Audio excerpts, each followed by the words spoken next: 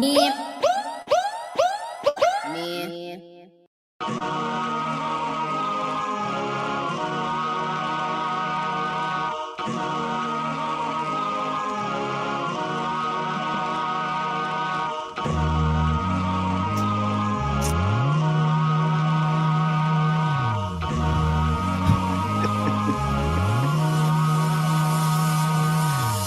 What's good? I'm back. What's going on? How y'all doing? What's happening?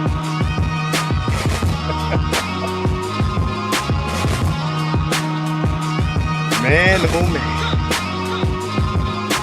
Man, oh man. What's going on, people? Y'all already know what it is. Right?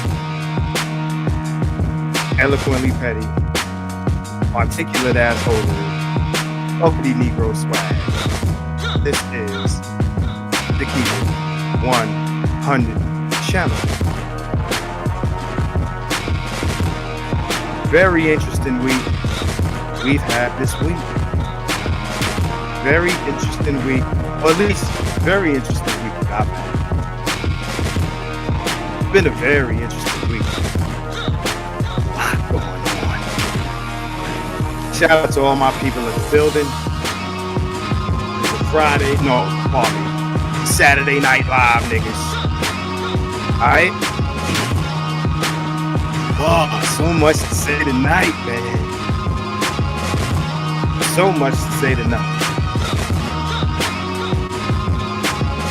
Shout out to my man Ron, Deacon Dave, my man O, Brotherly Love.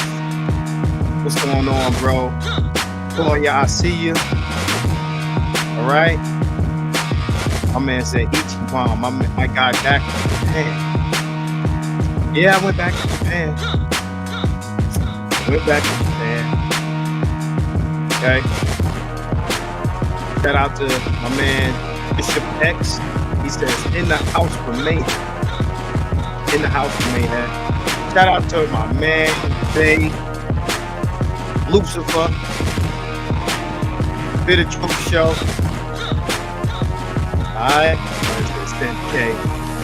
My man Metaforce, what's going on? Megatron. Alright, Gender Warlord says, what's good?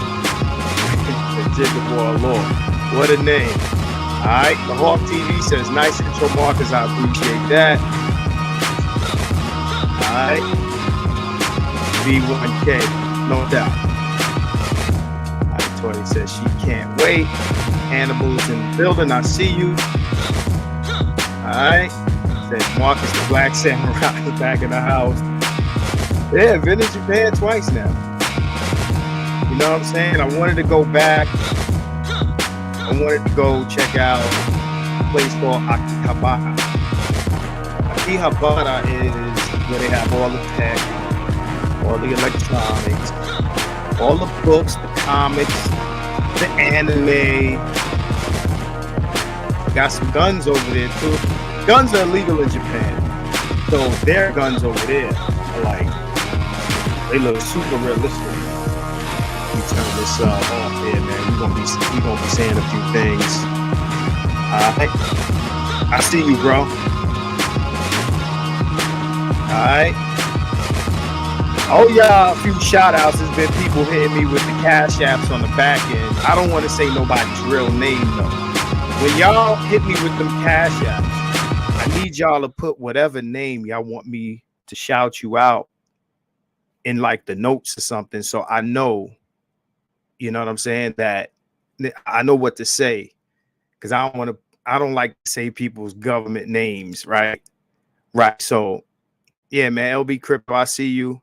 Said I know the gear was serious in Japan. Shout out to Mike Ferg, all Uncle D fans about to cry.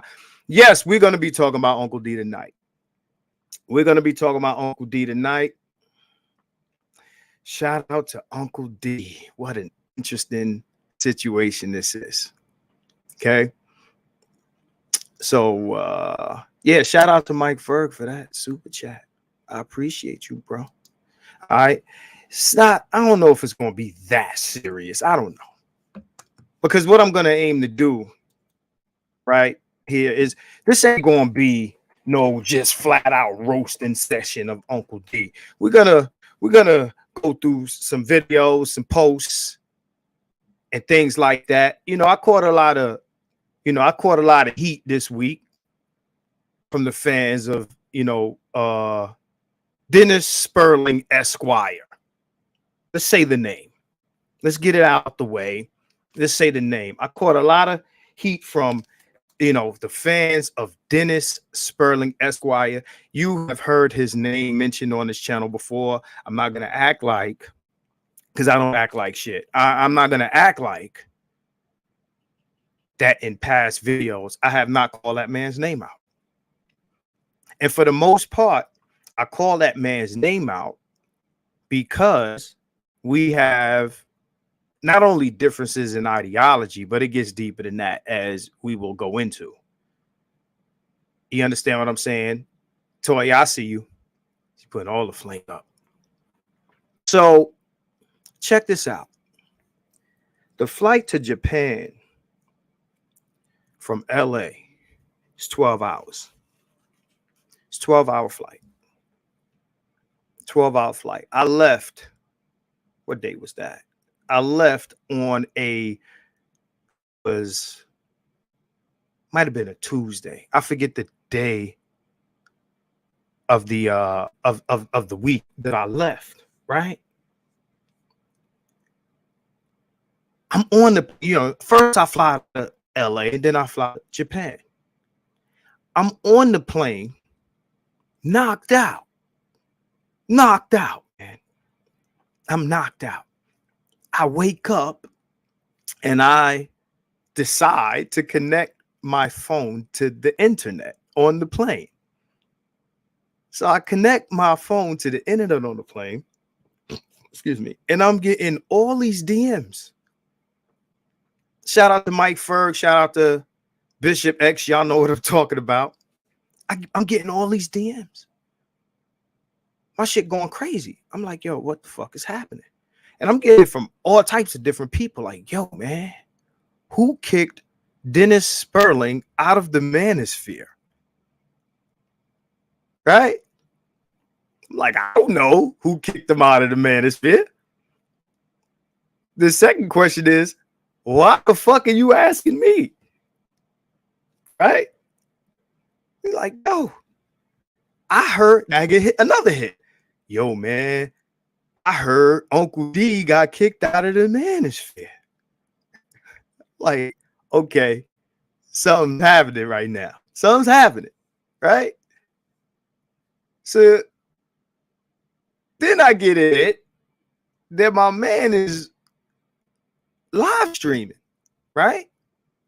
Talking about he's kicked out of the manosphere, right? Hey, what's up, Romello? Yeah, everybody's live tonight. I know a lot of people gonna catch this on the replay. So for everybody in here, shout out to y'all. Thanks for jumping in here. If you gotta jump back and forth, that's up to you. I ain't mad at it. So he's doing a live stream about being thrown out of the manosphere, but everybody's hitting me about it. But then my people is telling me, yo, this nigga saying that you kicked him out of the manosphere, right? He said I did it. Like, I picked the nigga up and I'm in the manosphere. I'm in it and I picked him up and threw him out, right? So what I owe to people who fuck with me and who fuck with him is an explanation of how all of this came about, how all of this began, because from the outsiders looking in, it looks like I'm hating on Mr. Spurling. And I can assure you that ain't the fucking case. It's not hate. Hate on what? What am I hating on, right? I just want to get that clear, right? I'm going to play some of this video and I'm going to say fair use. I'm commenting on it. I'm stop and go. Fair use, Dennis. Fair use. Fair use, right? So first I want to say this, right? I want to shout out everybody on my channel, on YouTube, period. On YouTube, period. Who, when they first heard about this issue, instead of jumping out the window, they asked me, yo, what's going on here? What's happening? Right? What's happening? What's going on between you and Dennis Spurling? Right? They asked me like a man would. Right? It's like if two dudes in your circle that ain't getting along and y'all got a difference of opinion, your third man to be like, yo, what's really good? Okay. I ain't mad at that. And in my community tab, people are asking me this stuff, right? I don't know how many of y'all really fuck with my community tab, right? But it'd be busy all week. And people are asking me these things, and I respond to as much shit as I can. I respond, to be honest, to most shit. Because if you put your thoughts out there, you are subject to motherfuckers wanting to know. I'm not one of those people like, hey, man, mind your business, man. It's a mic right here. This is a microphone. And if you talk on the microphone and you put shit out there, then you owe motherfuckers an explanation. It's like 50 said, yo, nobody sees the shot.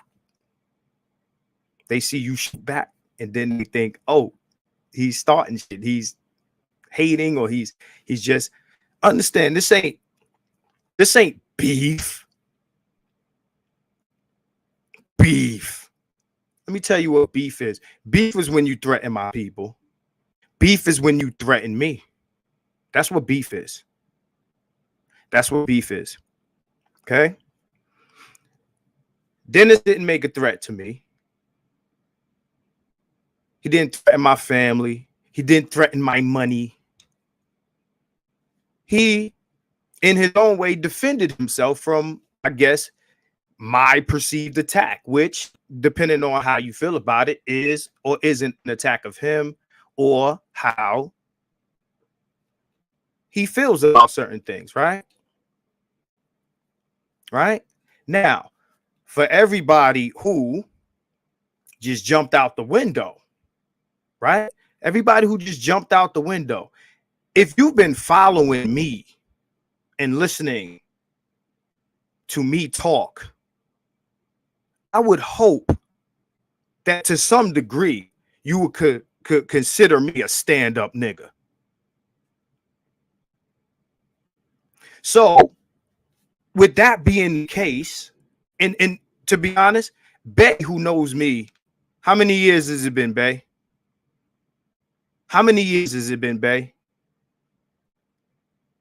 It's been over 10 years. I've known Mr. Bay, Mr. Bitter Truth Show. And he'll tell you, he's a character witness for who I am. Off the internet. I don't kick up dust with niggas. I don't just hate, oh man, Dennis Spurling got more followers and subscribers than me. That shit is corny. That shit is corny. So, you know, I watched this video. I had to get through it because if I'm going to speak on shit, I got to know what the fuck I'm talking about.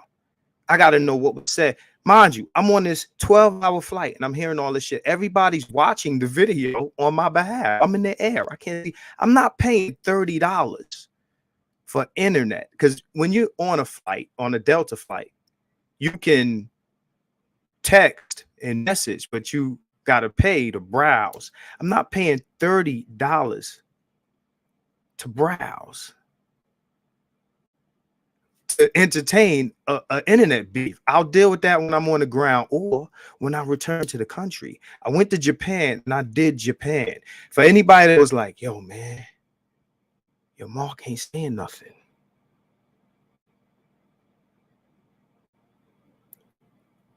Mark ain't saying nothing. Oh, Dennis punked him. Dennis punked him. No, I was in Japan. I was in Tokyo doing Tokyo. I was in Tokyo doing Tokyo. I'm not gonna do manosphere shit in the foreign country. The fuck. So again, this was coming. Simps, Coons, and Chameleons was going to be the title of this before all this drama, because I wanted to talk about Simps. Let me tell y'all something. Let's go through this title. I hate Simps. I really hate Simps. I don't think I can emphasize how much I hate a simp.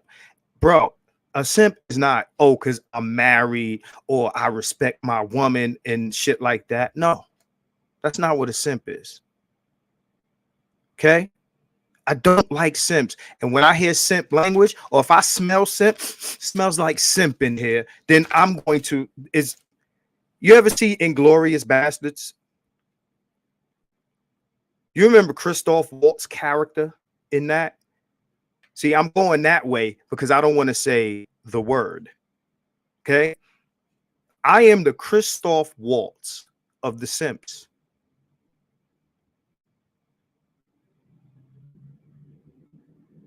I am Colonel Lander of the Simps.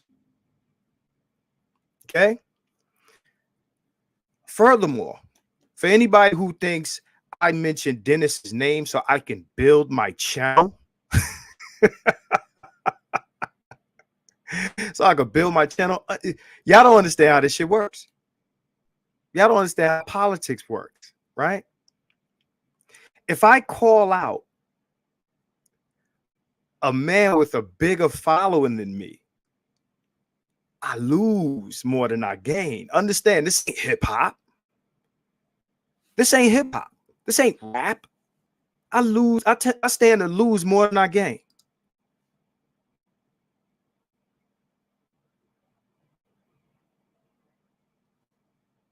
I stand to lose more than I gain. I'm sure. Understand. Over the in January, my channel jumped from 2760. I mean 2960. 2960. In January, I can show you the numbers. And most of you already know. My shit was slowly climbing or whatever. My shit went from 2960 to it's 8,000 now. This is before I mentioned the Dennis Spurling. That traffic came from a short that I posted because, you know, YouTube is promoting shorts. We all know that. Furthermore, I don't give a fuck about subscribers.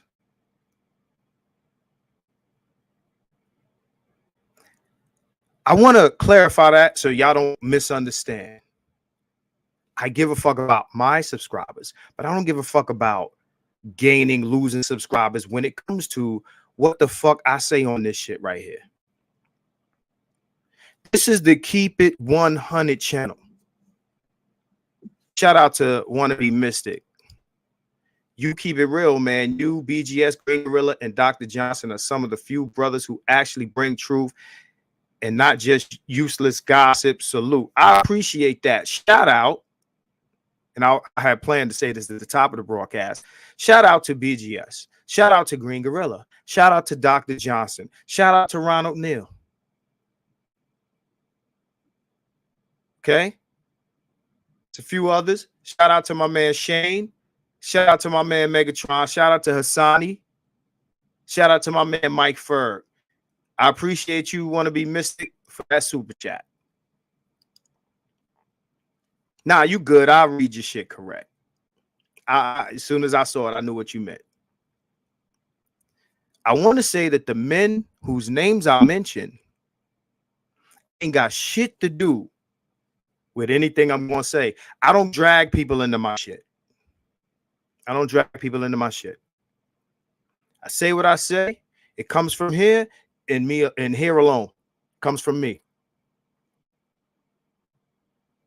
The views and opinions expressed by Martin Ray are fucking mine. I know at the intro it says your mammy,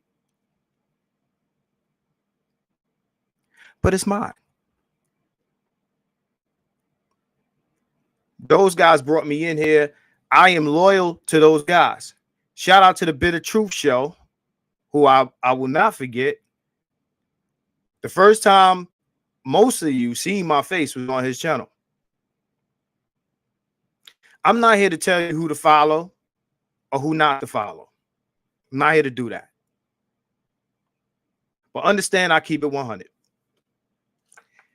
If someone is saying some crazy shit, I'm going to say they're saying crazy shit. Now, check this out. Check this out. And here's Bit of Truth saying, I was telling you for months to get on here. Understand, I didn't come here like, hey, I'm going to get YouTube rich.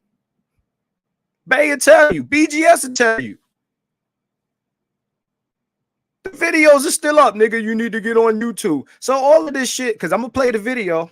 Some of these guys, they have to make money on their YouTube channel. Let me tell you something. I don't make a living off YouTube.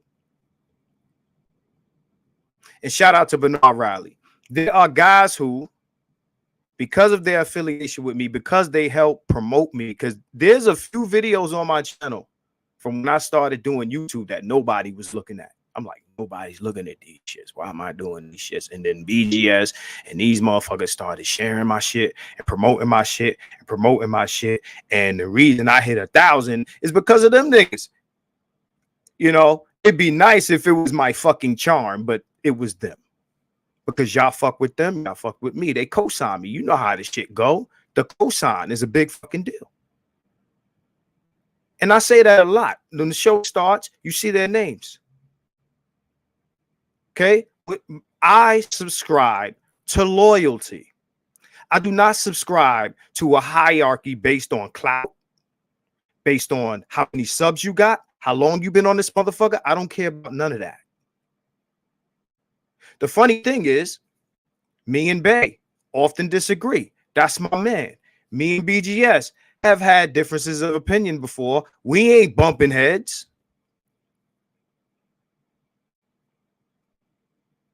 I am a believer in civil disagreement. Shout out to my man Rob too, man. Rob is another one, man. Shout out to him, man. And follow him, man. YouTube is hating on him, man. He be kicking that political shit that they be hating on. Yo, add that motherfucker right now, man. So for somebody to say, yo, you know, some guys got to, you know, make money on YouTube and they selling stuff. I want you to go back to any of these videos and I want you to find any videos where I say, hey, man, and no disrespect to anybody who does this.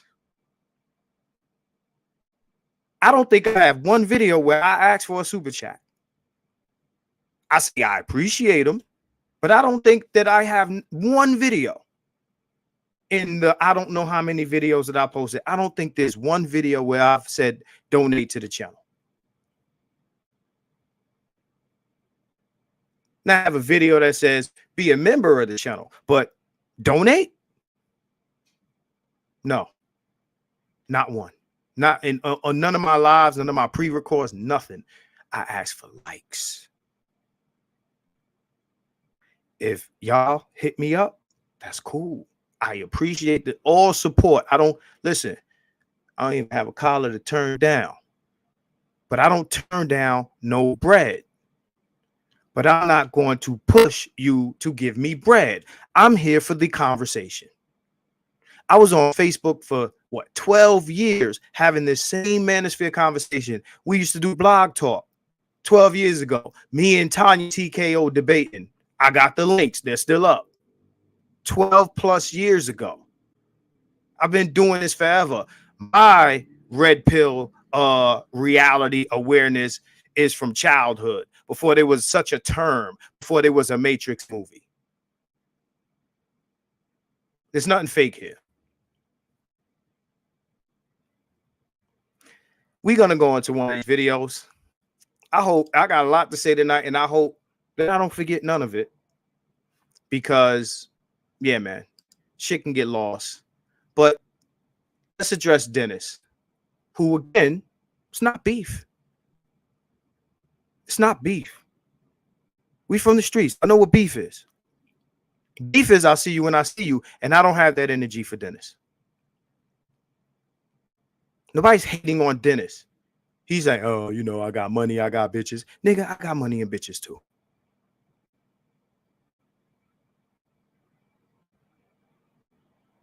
Okay, so let's do this.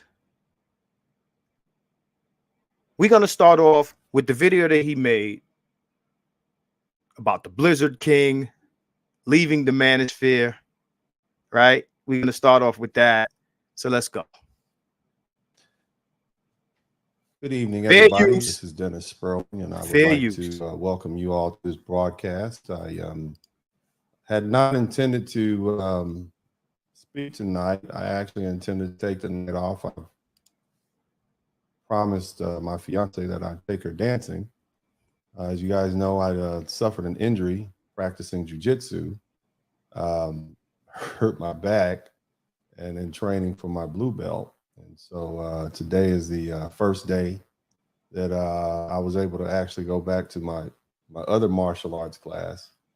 And so, you know, I woke up this morning and went on about my business. And then at some point after my practice, I reviewed my email, and I had learned from a very reliable source. Very reliable source. So somebody mysterious emailed him. Ooh, I wonder who that could be. It's just so mysterious. The gentleman who refers to himself as Khalid Mustafa. Khalid Mustafa. A gentleman who refers to himself as Khalid Mustafa. A gentleman, you know, because you don't know him. Right. Let's continue. Let's listen. That there were individuals. Oh, but he said a very reliable source. A very reliable source. Did you hear it, or do I got to bring it back? Hold on. There were individuals. Khalid Mustafa. No, let's go back. Refers to himself as I reviewed my email, and I had learned from a very reliable source, a gentleman from a very reliable source who refers to himself as not whose name is, but who refers to himself as Mr. Khalid Mustafa. See, Dennis, you already fucked up. You gave the nigga away.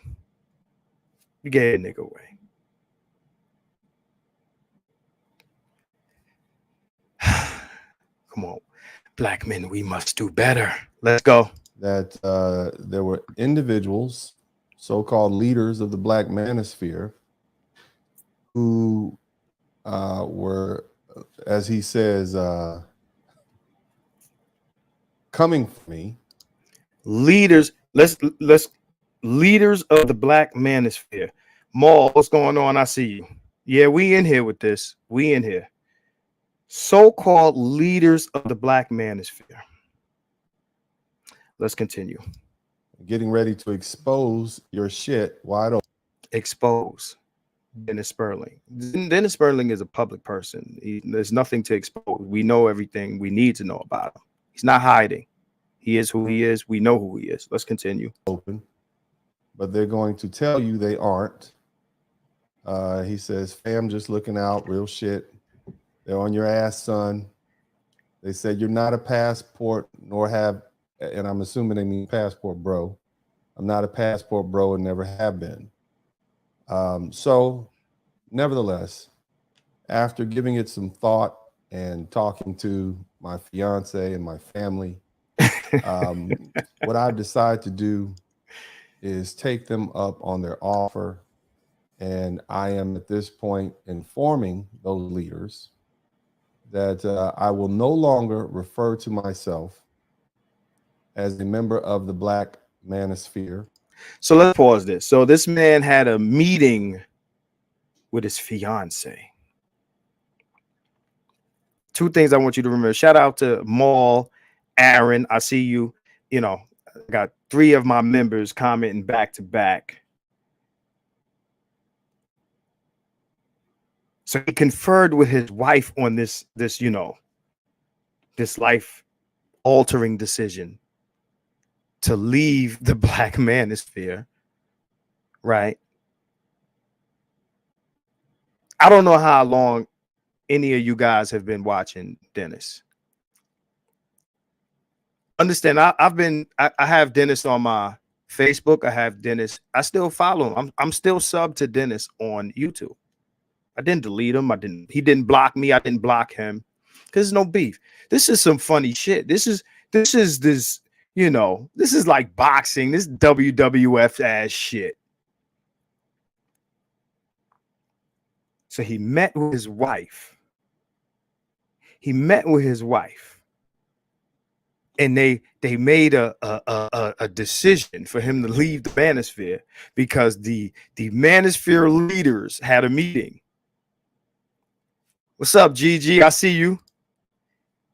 The thoughts and opinions said in this video are not reflective of the thoughts and opinions of the Green Gorilla. Has nothing to do with this shit.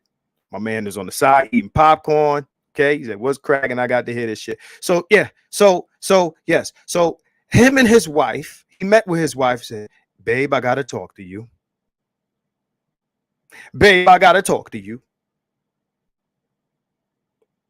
Something is on my heart." Right? Because he had to, before he makes a decision, and I'm saying this on purpose for a reason. Because you know everything. I want you guys to listen to everything I'm saying, like one of those movies where you got to pay attention to everything. Because this will be one of those. So he went to talk to his wife before he makes a decision. He has to confer with his wife. This is one of those decisions whether or not he should leave the manosphere. Because the leaders of the manosphere are throwing him out. Let's continue. Or the manosphere. Or the manosphere. To myself, as a member of the Black manosphere or the manosphere, I appreciate, let me say it like this. I'd like to thank those who drafted me into the manosphere a couple of years back for the time I've had to spend here, limited time. And the truth is, I never really had issues like a lot of you men have had. I've never had issues with women. During my divorce, I got everything. Remember, never had issues with women. Remember this. He says he's never had issues with women. Green Gorilla says, I want to read his comment. I ain't never had no beef with Dennis. He seemed cool to me. Why y'all into it, man? Y'all tripping. Well, that's what we're here for, isn't it? I don't have beef with Dennis. It's not beef. It's not beef. Me and Gigi have disagreed. Mr. Scholarly man and shit, right? From the streets. Right? So let's go. Let's go. He's never had problems with women. He's never had problems with women. Right? So let's continue. The house, the car. Shout out to John Hawkins. I was able to see my children whenever I wanted to. I was able to see my children whenever I wanted to. Remember this. Whenever I wanted to, I could see my children. Let's continue. Let's move on. Shout out to John Hawkins. John Hawkins, you must have been in the game for a minute because some of these videos that I'm going to play are old. I came here with receipts tonight. Shout out to Gigi. Said, me and you went at it hard. Oh, those first debates, me and Gigi. But that's my guy, man. That's my guy. You know what I'm saying? Let's continue. A residency restriction. I got everything I wanted. So I didn't have that problem that many of you have. You complain about divorce, you complain about custody. So he didn't have the problems that many of you have. He didn't complain about divorce. He didn't complain about custody. His shit was peaches and cream. His wife was just totally cooperative, said, hey, here's the boys. Come get them. Come get them, Dennis. These your kids. Come get them. They belong to you. Marriage was great. It ended, but it was great. But it ended, but it was great. Let's continue. As far as women, I've never had an issue with women. Those of you guys who know and those of you who read my books, I'm a tall, healthy, strong man, handsome. At least I used to be. And so I've had the occasion to date runway models, actresses, and all sorts of beautiful women that are out of the reach of many men. My children are strong and healthy, tall, handsome boys. Right. Even my ex-wife, although we don't get along great, at this time we were able to put together a television show, co-parenting with the Spurlings, which was 2 seasons, which was very popular. So we got along well enough for that. So I don't have the issues that a lot of you men have with your exes, ex-wives. And of course, I've been a practicing lawyer, and I still am, licensed in 4 states, licensed in the Supreme Court of the United States. So let's stop here. I want to say this. I want this to be said. Dennis's success has never been in question. His success has never been in question. His education has never been in question. This man has done very well for himself. He's done very well for himself. Says the man with 8,000 subs. Because I read some of his, the guys in the chat. We gonna unfollow and thumbs down anybody talking about Dennis. Damn. I need that energy. Not really. Let me tell y'all something, man. There's nobody in this space, including myself, that's above reproach. Motherfuckers reproach me all the time in my community tab. And I respond. And if you holler at me respectfully, I'll holler back at you respectfully. And if you holler at me disrespectfully, I'll holler back at you disrespectfully. Eloquently petty, articulate assholery. Shout out to Leon 008. He says, oh, wrong comment. Well, I think he's alluding to the fact that he's not bitter about any of his experiences. We should talk about our pain, but there's too much hoe speak, though. Okay, so let me pull up Leon's comment. He said he wants a better future for his children. Hey, that's cool. I'm not mad at none of that. And also, Dennis says a lot of shit that I agree with. Shout out to Cool Man. I see you, bro. Right? He says a lot of things that I agree with. There was a period, Janfar, there was a period where Gigi was going off on Pookie haters, and at a point, Dennis was really going in, taking the black community back by force. Read between the lines. I don't have any issue with Dennis, but I remember, hey, Maul, we're going there tonight. Oh, yeah, we're going there tonight. Shout out to Lucy. How you doing? Y'all see her in that picture. Let's leave that up for a second. Y'all see Lucy. It's not playing no games. Appreciate that super chat. Maul, I appreciate your super chat. Michael Gomez says, is this a flex by Dennis? Appreciate that super chat, Mike. CC says, what's up, but Marcus? What's going on, bro? My man right here.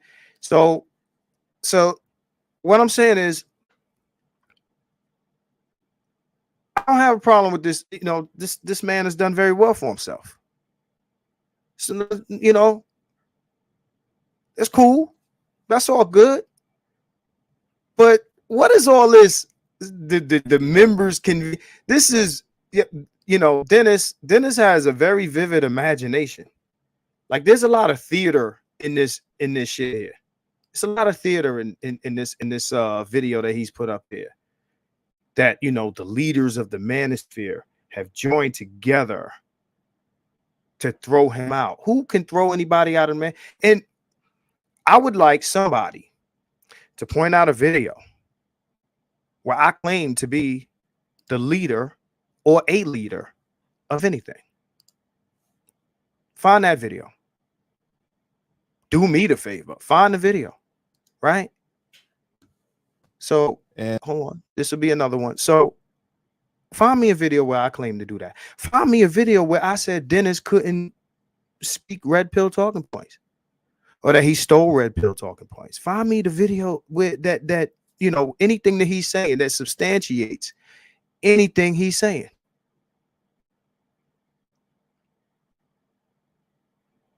Right?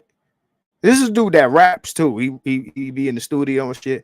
Oh, we got all the videos. Let's go. And so I began to empathize with you. So 4 years of that, and then I So he's talking about, you know, joining the manosphere. Let's continue. decided to come on over here to the manosphere. Nobody invited me. Nobody suggested I should come. I just came on in. I had an old YouTube page like many of you guys. I opened it up, came on in. Now, again, I don't want to wait around for these folks to eject me.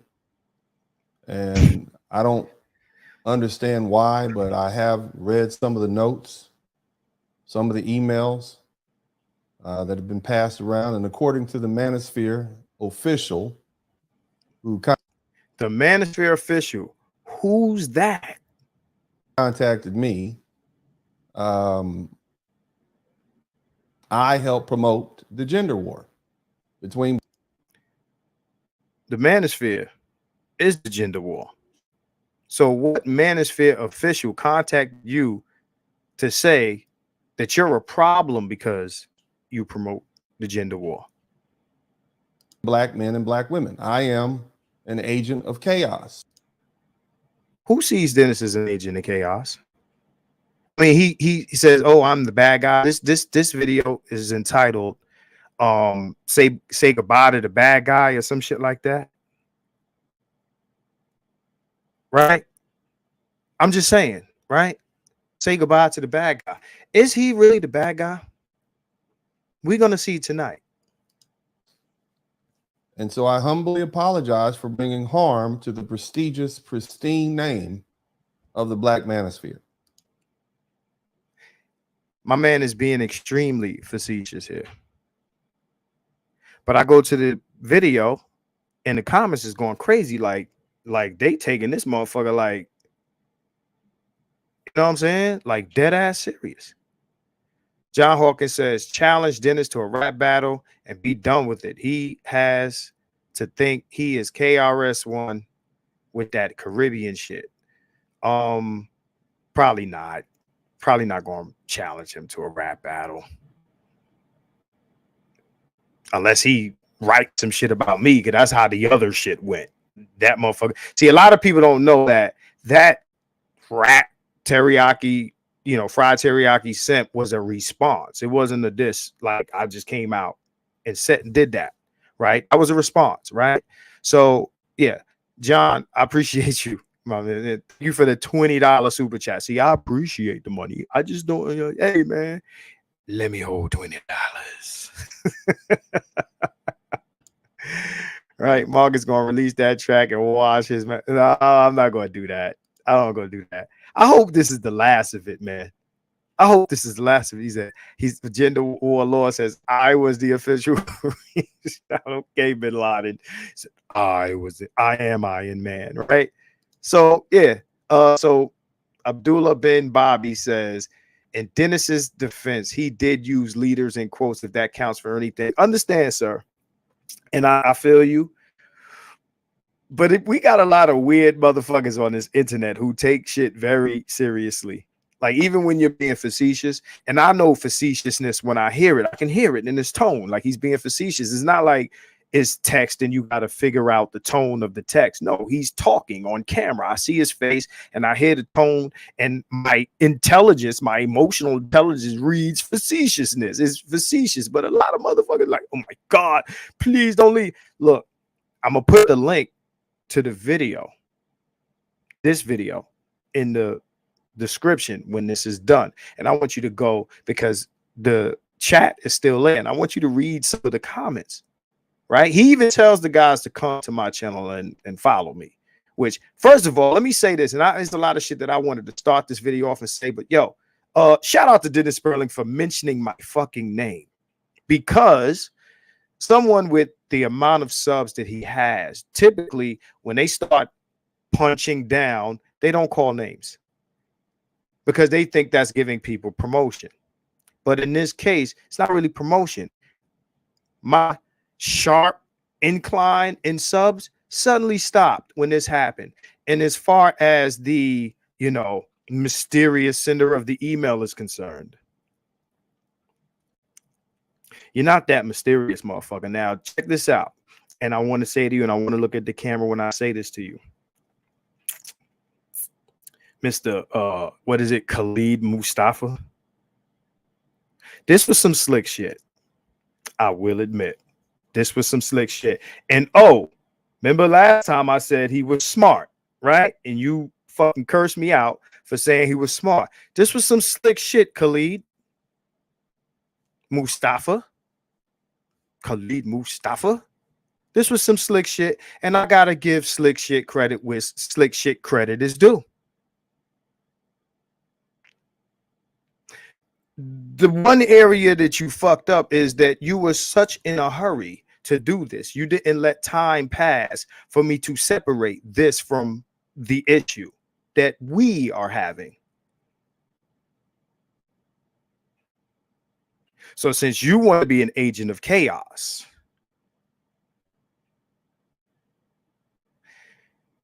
but it ain't about you tonight, fam. Barry Little says this whole thing sounds like another attempt by the usual suspects to create drama and beef between black male content creators. Nah, nobody created this. Nobody created this. And this is not the first time that Dennis has announced his, you know, separation from the manosphere. If y'all have been watching, a lot of guys who are proudly defending Dennis have not, they probably started following Dennis after the death of Kevin Samuels. All right, so let me play this because I'm taking too long. Let's go forward, man. Let's go forward. Now, in my defense, and I'm not trying to walk back my apology, you're saying that I'm stroking the gender war. By the way, Barry, that's one of the things he actually says in this video. One of the strengths of the black manosphere is that there's no leadership. The funny thing is he's saying leaders throw him out, but then he turns around and says there's no leadership. I would have to bring to light the fact that there is an organization or a group of women on this page, on this YouTube platform, advocating the abortion of black male baby boys. They are laughing at the deaths of black men when they die at the hands of police. Right. There is a 30% fraternity fraud that exists in the United States. There's a high divorce rate, not among just blacks, but all Western women, 70% of which are initiated by the women and by the wives. So he's talking all this red pill shit, right? So let me skip ahead because I want to. This is unimportant shit. Ejaculating. Hold on, here we go. Upset that I am a light. In addition, there are some other things. Apparently, and I read this in the email, some of these leaders are upset that I am a light-skinned NIGGA that wears a suit. This is their exact words. This is their exact words. I would like to see who posted that. I would like to see the video or the post on Facebook or any other social media where somebody said, I'm tired of Dennis because, or I want him gone because he's a light-skinned NIGGA in a suit. Now I'm gonna tell you, it wasn't me, and I give money to anybody who got it. Just give me your cash app. I'll send $500 to anybody that can find a post. Marcus Aurelius, Keep It 100, calls Dennis Spurling a light-skinned NIGGA in a suit, and he wants him out the manosphere. My man is making shit up, bro. And, you know, and they're upset that I want men to marry women and have kids instead of, you know, ejaculating and pumping and dumping for the rest of their lives. That's what the manosphere wants. The manosphere doesn't want men to be happy. I think you guys have heard on my channel several times. I don't care what men do to make them happy. I'm not here to police niggas. However, they wish to go. Let's continue. So this ideology does not reconcile with some of these members of the Black manosphere. Now, I've asked this question because I found it interesting. I've asked myself, how can someone who is, you know, not in a formal position tell me or anyone else that they can't be part of the manosphere? You're correct, sir. No one is in a formal position to tell you you can't be part of the manosphere. I would like to know who told you that, because you're about to show them an email with my name on it that said I did it. Let's continue. It was my opinion that the fans and the supporters were the only ones qualified to tell me or anyone else. And they did that with their likes and views. And the fans, you guys, subscribers, let's get past this, man. I don't want to cause disruption here amongst the Black manosphere and the manosphere at large. So in lieu of a long, drawn-out battle royal, I resigned from my position that I was drafted into in the Black manosphere. He was drafted. Let's continue. Effective immediately. Nevertheless, to my dear subscribers, although I have apparently been removed from the Black manosphere, I will continue being an advocate for Black men and Black boys. A role which I took up in 2016 when I opened my Facebook page to allow Black men to speak openly. So I will not walk away from those duties. So while I was on the plane, well, you know what? Before I get to that, let's skip ahead. Let's skip ahead. Sandman, MGTOW, and all the rest of those guys. And he's mentioning spit that philosophy and really helped me understand the plight of the Western man. Of individuals who have taken what they call the red pill, which is really about awareness. Right. I've done that. Have you done that? Of the manosphere arose from an organization or a movement called Black Men Vent. From there, it gave rise to IBMOR, which is Introspective Black Men of Reform. The manosphere, as I thought, is about growth and the ability to admit when we men were wrong. Is that what it was? The manosphere was about we were wrong? I'll address that in a second because I've been around since jump. Relies on. But before Kevin Samuels, there were so many that came before him. So shout out to those real OGs. The Black manosphere, as I thought, is about growth and the ability to admit when we men were wrong. Okay. I'm going to skip to some of these other videos because this motherfucker's long-winded as hell in this shit. So check this out. Red pill. That's how the manosphere started, that we were wrong. Incorrect as fuck. But so Dennis presents himself to be red pill, MGTOW. Understand, MGTOW stands for men going their own way. SYSBM, save yourself, Black man, right?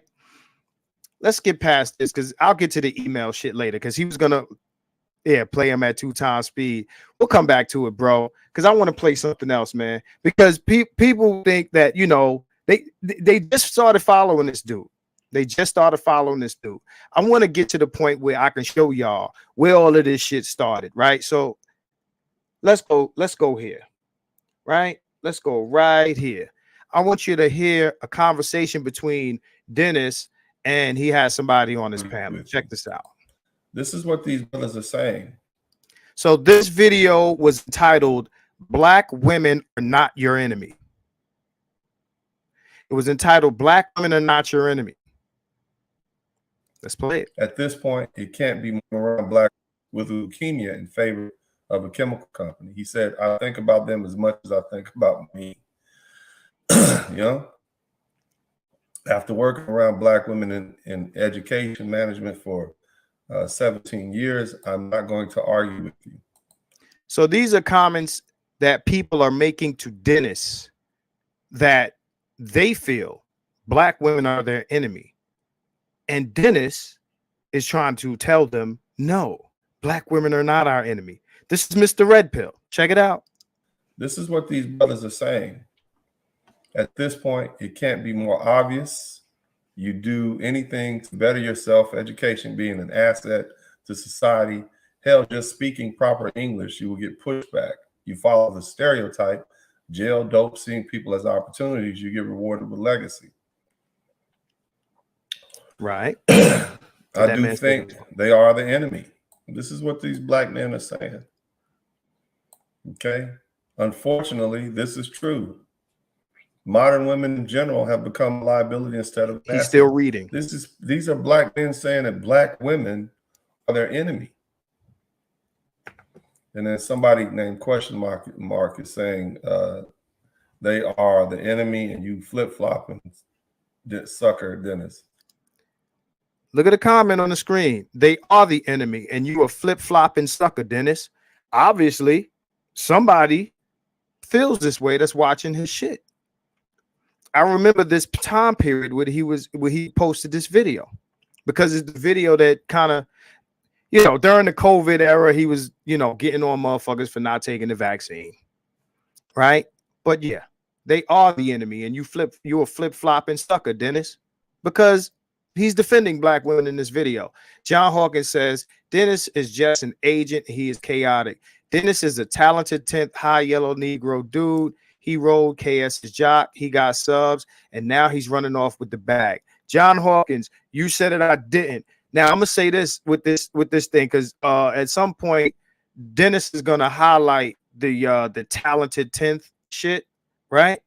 You're gonna hear it later. I just want to get through this part right here. I appreciate the super chat. Let's go. So you're basically saying your mother is your enemy? Question mark, question mark. Your mama black. So he just asked the commenter, so are you saying your mother is your enemy? That's a your mama black, right? Let's keep it moving. You're basically saying your daughter is your enemy. Your daughter black. I get it. You're talking about your baby mama and your ex-wife. I understand that, your ex-girlfriend. But is your grandmother your enemy and all your aunties? And are your daughters your enemy? See, I'm not flip-flopping. I'm simply helping you brothers understand. We don't get your it. red pill rage, although it's justified. You hear our red pill rage, right? So outspoken. That ain't the word. Wait till you hear this shit. Gaslighting. Oh my God. The title of the video, because hey, Maul, I can't play it at 2 times speed. I'm not playing it from YouTube. These videos are playing off my computer. The title that I gave this video is Dennis Gaslights Young Dude. Check this out. Check this out, y'all. I want y'all to hear the rest of this shit, right? So we gonna keep it moving, right? You don't know enough about this whole red pill doctrine or female nature to make an adequate assessment as to whether or not black women hate you or your enemy or not. You're misreading it. See, when I entered into this red pill space, as you guys call it, it was with a healthy knowledge of the law, history, psychology, sociology. So he entered the manosphere, but he's going to tell us we don't get it. We don't understand red pill. You entered into a space with a philosophy that you're going to explain to the motherfuckers that was in the space before you. A lifetime of experiences, having been married, having had a wife and then a baby's mother. A wife and a baby's mother who's he's also had issues with, but you know, he has not had issues with women. Let's continue. And having had healthy relationships with Black women and all women. A lot of you guys don't have that benefit. So what you misread as enemy, you cannot very well say that the women that you father, your daughters, are your enemy. Think about that. So this young man, question mark. They are the enemy and you are flip-flopping. Sucker Dennis. Anybody that tells you that Black women, i.e. the daughters that you will father, your mothers, your grandmothers are your enemy, that's foolishness. That's not, if that's what you heard, then you haven't been listening. Interesting. Period. So all the matriarchs that taught you that, you know, they're more important than you, that your manhood is toxic, they ain't your enemy. Let's continue. See, when you say someone is your enemy, then what's your next response? You have to go to war with them. You can't go to war with Black. John, he's not an alpha. We'll get back to that because that's coming too. He's not an alpha. Let's continue. Women, because if you go to war with Black women, then you be the first one to line up to who? You're going to go to war with your daughters? Is that what you're going to do, fellas? As much as your mother has maybe upset you, made you angry and disappointed you, are you going to go to war with your mother? The women are already at war with us. He just said earlier, the women celebrate deaths. They call the police on niggas. This is war. It's already war. So are you going to go to war with them? I've said this on my channel all the time. Like, you got to wake up out of this fucking sleep. But this is somebody we follow. This guy has all these fucking subs. Nick, I see you, bro. Glad you in here. Let's continue. What are you going to do there? You going to treat your mother like an enemy? Your mama. What does that look like? So when you say Black women are your enemy, I want you to think about that logically. Now, I will agree with this. Black women may very well hold great disdain for you. Black women may very well hate you. They may want to see you at the bottom of the ocean, tied and chained and bound and gagged.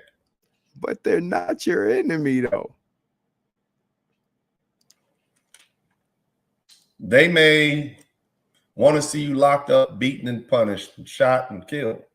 They may. There are some that do. But because you don't understand female nature, you can't interpret that in the correct way. Oh.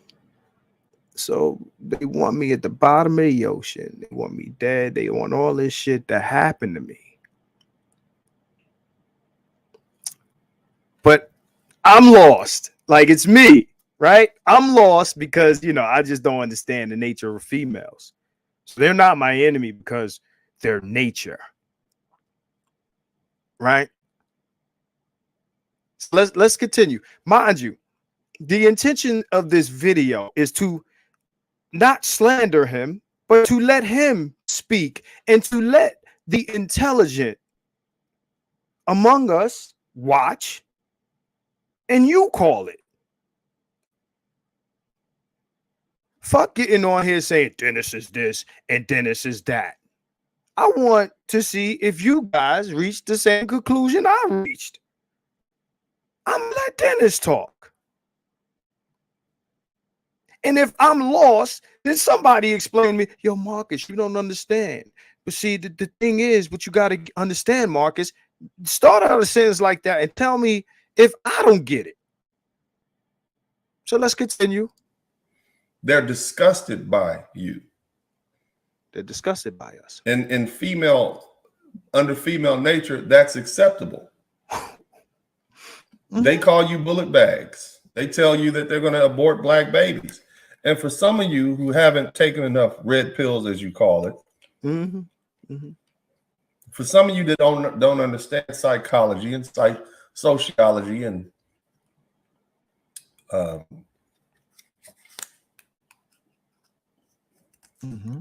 social development amongst the y'all niggas don't great understand. apes, mammals, animal behavior. Mm-hmm. It does seem like they're your enemy. Because it's female nature. But that's just because you lack understanding. Y'all niggas is stupid. Y'all niggas is dumb. Y'all don't get it, man. It's the nature of a female to want your ass dead. It's the nature of all women to want the police to kill you. That's the nature of women. Y'all niggas is stupid. Y'all don't get it. Let's read some more of these. Yeah, let's read some more. They are. I've known this for some time. It's about time black men knew their enemies as well. So that's about 3 brothers that straight up said, yes, they are. Here's another one. Generally, I view American black women as an adversary. I look at her in the same eyes as Karen's. Interesting. This is what brothers think. And this should be a warning to you black women. A warning. And here's somebody said, you should see Master Yo's video on abnormal black women. It's pretty close to bullseye analysis. They're not your enemy consciously.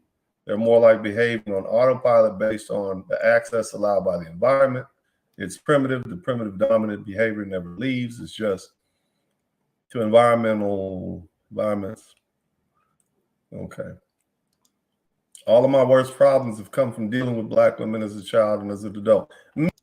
Yeah, because you know your mom and your grandmom and your auntie, you know, none of them have the capacity to be your enemies because they're your relatives. Shout out to Marvel 318. Congrats on 8K plus sub count. Keep it at 100. I appreciate you, bro. You've been here since the very beginning. Good looking, man, for that super chat. Let's continue. Let's listen to Dennis because he's going to explain us. Paul Johnson said, so if a dude wants me on the live, I just don't understand his nature. You don't understand, Paul. He might be hungry or some other shit. But see, remember, when it comes to men, the rules are different. There's no explanation and no narrative. Right? There's no narrative. It's just, yo, he's the enemy. We talk about men, they're the enemy. We say, hey, they're the enemy. We talk about the police. We talk about the white man and all these other people. They're the enemy. But then all these excuses and narratives and, because we lack understanding, all this gaslighting and mental Jedi mind trick bullshit. All right. When it comes to black women. Now, you tell me, what language is he speaking? Me too. But they're still not your enemy. We didn't decide that black women are our enemy. Women did. Black women did. We are only reacting to the environment. An enemy is a bit harsh. She does not have my best interest at heart, or so it seems. I keep my arm's length and hidden agenda of women. By the way, if you haven't clicked the like button, please do it now. Yes, I'm begging for likes because likes are free. Likes are free. Yeah, he did just contradict himself. He does a lot of that, bae. And you know me, I just love contradictions. They make my skin itch. So I have to say something.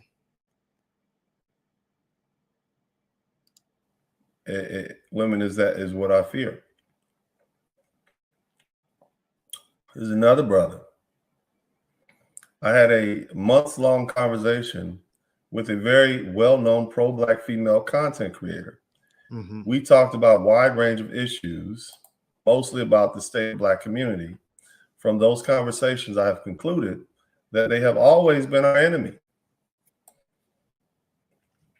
I could not get that woman to lay out for me anything Black men could do individually or collectively, short of overthrowing the United States government. Keep that in mind. Remember that. Keep that on your head. I short of overthrowing the United States government.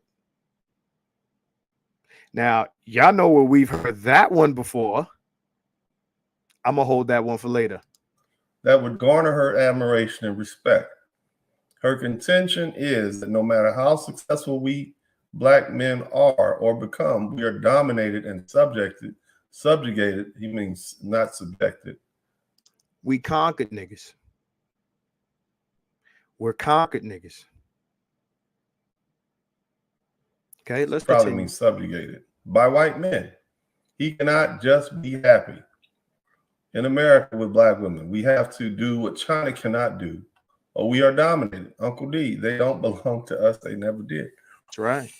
So you have let's skip ahead. Let's skip ahead, right? So mind you, what he just said,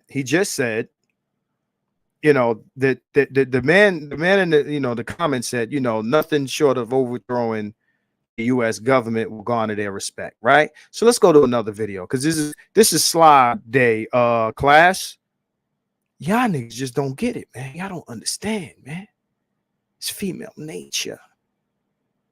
Because this is all women that do this, right? It's all women that do this. Let's pull up another one. All right. Again, I ain't got to say nothing about the man. Let's go to the videotape, right? Let's go to the videotape, man. That's all we got to do here. Right here. Here we go. You know, I wrote all of that stuff. So it takes a lot of creativity to write 89 songs and then go in there and sing them. But the writing is the most important thing. So put yourself in the mind of that Black woman at the lunch line. How old was she? So my man's told a story. I don't know if I had the video here or if I cut it out. So vintage Negro, who's on the right, told a story about how he was on the lunch line, right? And I might have it here. You know what? He told a story about how he was on a lunch line. Let me see if that's it. You know, I wrote all of that stuff. So it takes a lot of creativity to write that's the same video. 89 songs. And then so he was on a lunch line. He said that everybody was getting good treatment until he gets up to the front of the lunch line and he get the boom shika treatment. He got boom shika. JC, the Japan trip was good money. That's going to be another video, man. Cause this shit is pressing, right? Every time I think I'm gonna do a video about some other shit happens, right? Right? So he's trying to convince this kid that she's not your enemy. She's just going through. You got to understand. He's trying to make a case for their humanity behind why they hate you. Sing them, but the writing is the most important. 25 to 30. She was 25 to 30, and she was working in a lunch line, right, serving young men just like your age. And how old are you? Well, she wasn't working she was working at the cash register, you know, when you just pay for it. Right. So she wasn't actually working in the lunch line. I'm 36, and this was probably We're probably around the same age, so I probably was like 30, like 25, 30. That's fine. That's fine. But probably about 10 years ago. Do you think she liked her job? And no, she did. She probably didn't. Do you think that job was a prestigious job? No, it was not. Did it enhance her social status to say, I'm a cashier at a lunch line at a college? No, it was not. No, Okay. it did. No, it did not. So let's kind of put it from her perspective. She already did. From her perspective, why she treating you, vintage Negro, like shit? A man that she doesn't know. All she knows about you is that you're a black guy. Like her job. Right. Right. Right. She probably at 30 years old, just going by statistics, has had relationships with black men. Right. Right. But she's still working at the lunch line. So probably wasn't some successful black men who said, hey, let me get you out of there and put you in a carriage and take you to a castle in the sky. So she's basically probably run across some guys that have treated her pretty roughly or not very well. Probably guys she chose. The other thing that's killing me, he's saying that she's upset because she's working some old, bullshit ass job that she hates. She's going to treat a random black man bad because she hates that her job isn't prestigious, doesn't give her the social standing that she would desire. The funny thing about that, counselor, is that when women do get prestigious positions, they still shit on niggas. So I'm trying to understand, right? Is it that she hates her position because somebody's not rescuing her from her own misery? Or she rescued herself, went and got that degree, as we often hear about, and got that prestigious job and all that. This is the red pill guy. This is the Blizzard King, right? Motherfuckers coming at Marcus Aurelius because they think I'm coming at Dennis. This is Uncle D, Marcus. You can't talk about him, Marcus. He's respected. He's tenured. You can't talk about Uncle D. But this man is basically telling black men it's our fault. It's our fault. The shit that black women are doing to us is our fault. Let's go. So when she saw you, you probably reminded her of those guys. Okay? Right? Okay. This man at the lunch counter reminded this black woman of her terrible choices in men, or maybe some guy in her family or something like that. So because of that, right? So she has the right to be upset because bad experiences with black men, but we don't have the right to be upset, bae, with black women in our lives, because we have to understand why they want us dead and at the bottom of the ocean and all of that other shit. This guy's a lawyer. I would murder him in court. That is a bad argument. It's a one-sided argument, and it's an argument a simp would make. I smell simp in here. I smell simp in here, and I don't care who he is. I don't care how many subs he has. At the end of the day, if I hear simp shit, I'm going to call it what the fuck it is. This is the Keep It 100 channel. I don't hate Dennis. I don't like simps, but I don't hate Dennis. I don't want him to suffer a fate, or pain or suffering or anything like that. That's what hate is. I want people to understand. Stop throwing these words around. I don't hate this man. I am critical of this man. I am critical of his viewpoints and his position while he's masquerading as red pill. Is that not valid, or do I need more subscribers to be able to say that? Because according to that, whoever sells the most records is the best rapper, right? That would be what? Vanilla Ice, Eminem, these guys at the top of the, charts. Nelly, everybody who went diamond or they the illest niggas in music.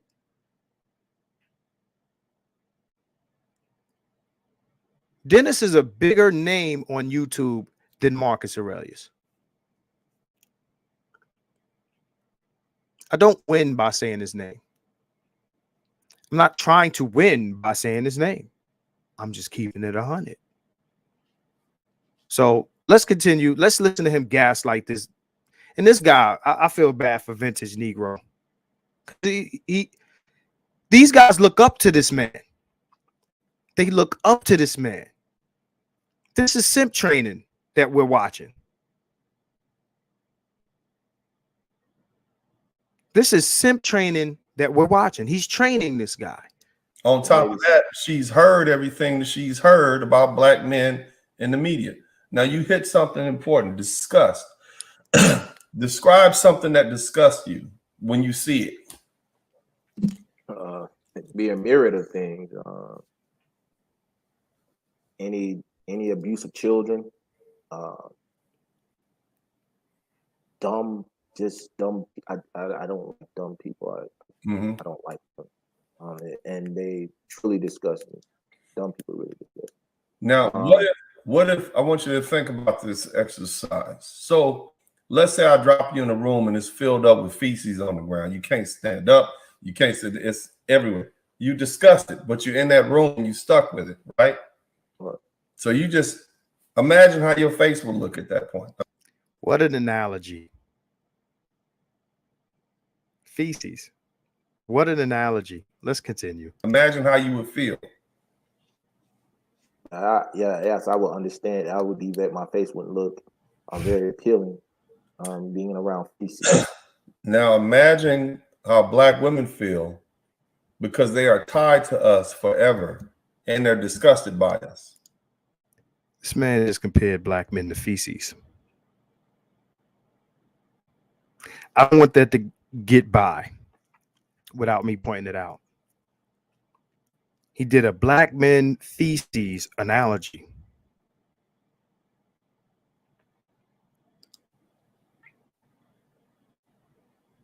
I can imagine. Right. Now the question is, why are they disgusted by us? What do we do? What did we do? You're a handsome young man. You well-spoken. You're in college. What she got a problem with you for? Well-spoken and in college, but somehow he reminds her of the worst niggas in her life. Somehow. Let's go. I can't. You know what? It may be that she had problem with other black men. Maybe. I've known some black women that have never at least they say that they've never been in a relationship with a black man, but they have disdain for them anyway. That's why they don't go with them anyway. So it could be either or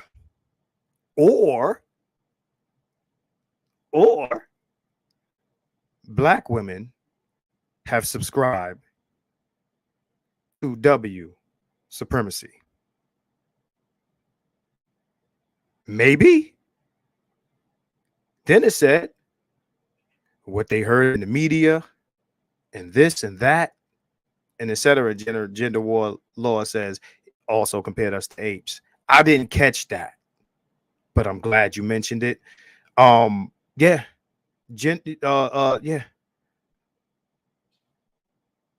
She's telling us that our aunts and our grandmothers and mothers and all of this stuff. I mean, you guys rock with T. Hassan and you seen the things that he posts about mothers and how they deal with their sons education wise, etc. That's not enemy shit. It's not enemy shit. So it's impossible that your mother could be your enemy because you have to understand why she's trying to destroy you. I've heard these arguments before. I'm not going to say the names of the people that make them other than the name that I mentioned earlier, Mr. Brown. And we know where he gets his talking points from. Cynthia G. These are Cynthia G talking points. Let's continue. Let's let's analyze that. When you say relationship, you're limiting it to romantic relationship. What about their relationships with their fathers, their uncles, their brothers, their cousins? So he's making a case for abuse for black women, but we have to sidestep abuses that we may have dealt with growing up or in the streets every day. You're sympathizing with the abuser? We don't do that for men. We don't do that for men. Relationships with black men that they've seen out in the street. You have to count all that in. You see? So here's the thing. Here's where black women are. They're stuck with us. Yes, and they as are. far as social status, and I went over these types of social status. Ascribed status. Who has the highest ascribed status as far, okay, and the ascribed status will be age, race, nationality, physical abilities, physical characteristics, appearance, and gender. Now let's divide that up. What race of men or people in this country have the highest ascribed status? I think it'd be white men. Right. When you think of an American, do you think of a black man, a Mexican man, or a white man? A white man. Okay. Let's go to authority. Who has more authority in this country? White men or black men? White men. Who has more leadership authority in this country? White men or leadership in this country? White men or black men? White men. I want y'all to remember this part of the discussion. Dennis is asking this man who has all the power and all the authority in this country. He's also saying that black women have the right to be upset at us because we didn't lift her out of her condition and give her either the nation or what the man in power has given his woman. Who has the highest positions in this country? White men.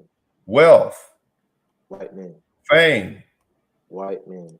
Popularity. White men. Membership. Accomplishments. Intelligence. Social skills. Honors. White men now. White men have better social skills? That was a reach. Across the board. So understand that she's stuck with you. And she hates you because you are low on the racial totem pole when it comes to status. So basically, she has subscribed to white supremacy. And if you subscribe to white supremacy, you're the enemy. No, we're not the only ones. No, we're not the only ones, right? That are beneath white men. Listen. Hispanics and Arabs, they're right down there with us. You see? But they have a different relationship with their women than we do. Now, you heard what he just said. They have a different relationship than we do with their they have a different relationship with their women. We know that, Dennis. But you're about to say, contradicting yourself again, that all women are the same. We definitely have a different relationship with our women. That's the point that's being made here. But what I want you to understand, Vintage Negro, is she's disgusted by you because a woman, well, let me ask you like this. Who do you think a woman will think has more social status? A plumber earning $100,000 a year, or an engineer earning $75,000 a year? You'll probably think the engineer has more status. The engineer has more status. Mm-hmm. The engineer has more status, even though he makes more money. So she's not going to be proud to be with that plumber. She would much rather be with that engineer. But what if the engineer says, I don't date women like you? She's stuck with the plumber, right? It's a bad analogy again, because when black men hold high social positions, she still hates the black man because he's black. It doesn't matter. I thought that was the whole argument. In other videos, he will say, well, Pookies attract black women, and our culture is who hates the boule and the talented 10th and all this other stuff. This shit is all over the place, man. Oh, she'll go with the plumber, or pardon me, the engineer, because he has higher social status. Well, if all other things are equal, maybe, right?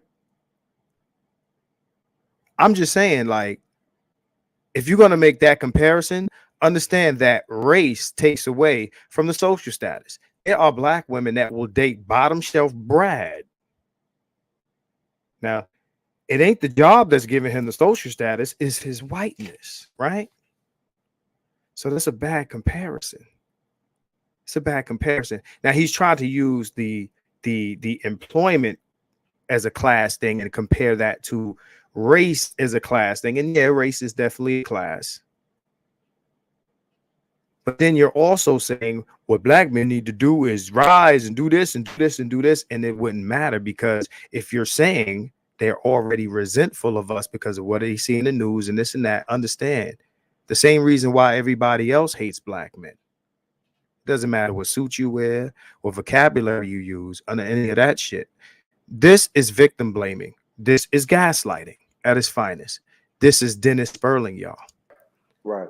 Looking over the fence at the engineer and his wife and his children, thinking about the social status he has. By the way, an attorney is a high social status position. Would you guys agree? Let's keep it moving, y'all.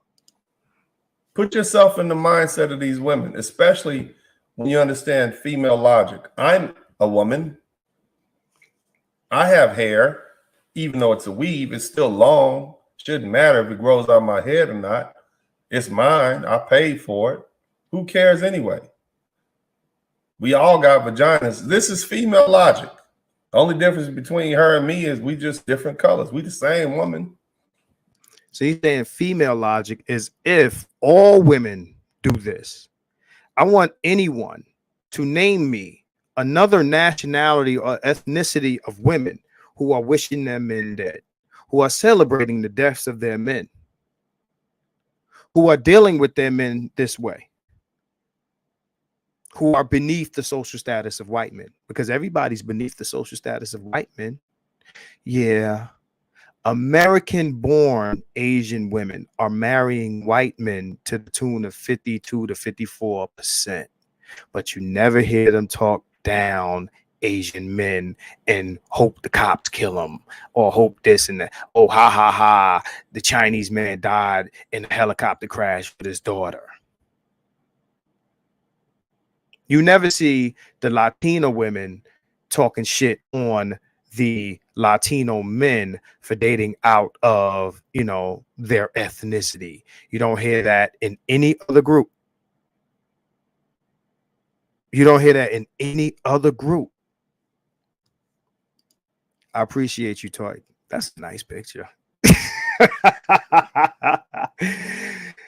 I'm just saying. I appreciate that super chase. She said, nah, you cooking. Okay, appreciate you. What other group of women does it? Because it's female logic, so that means all women should do this.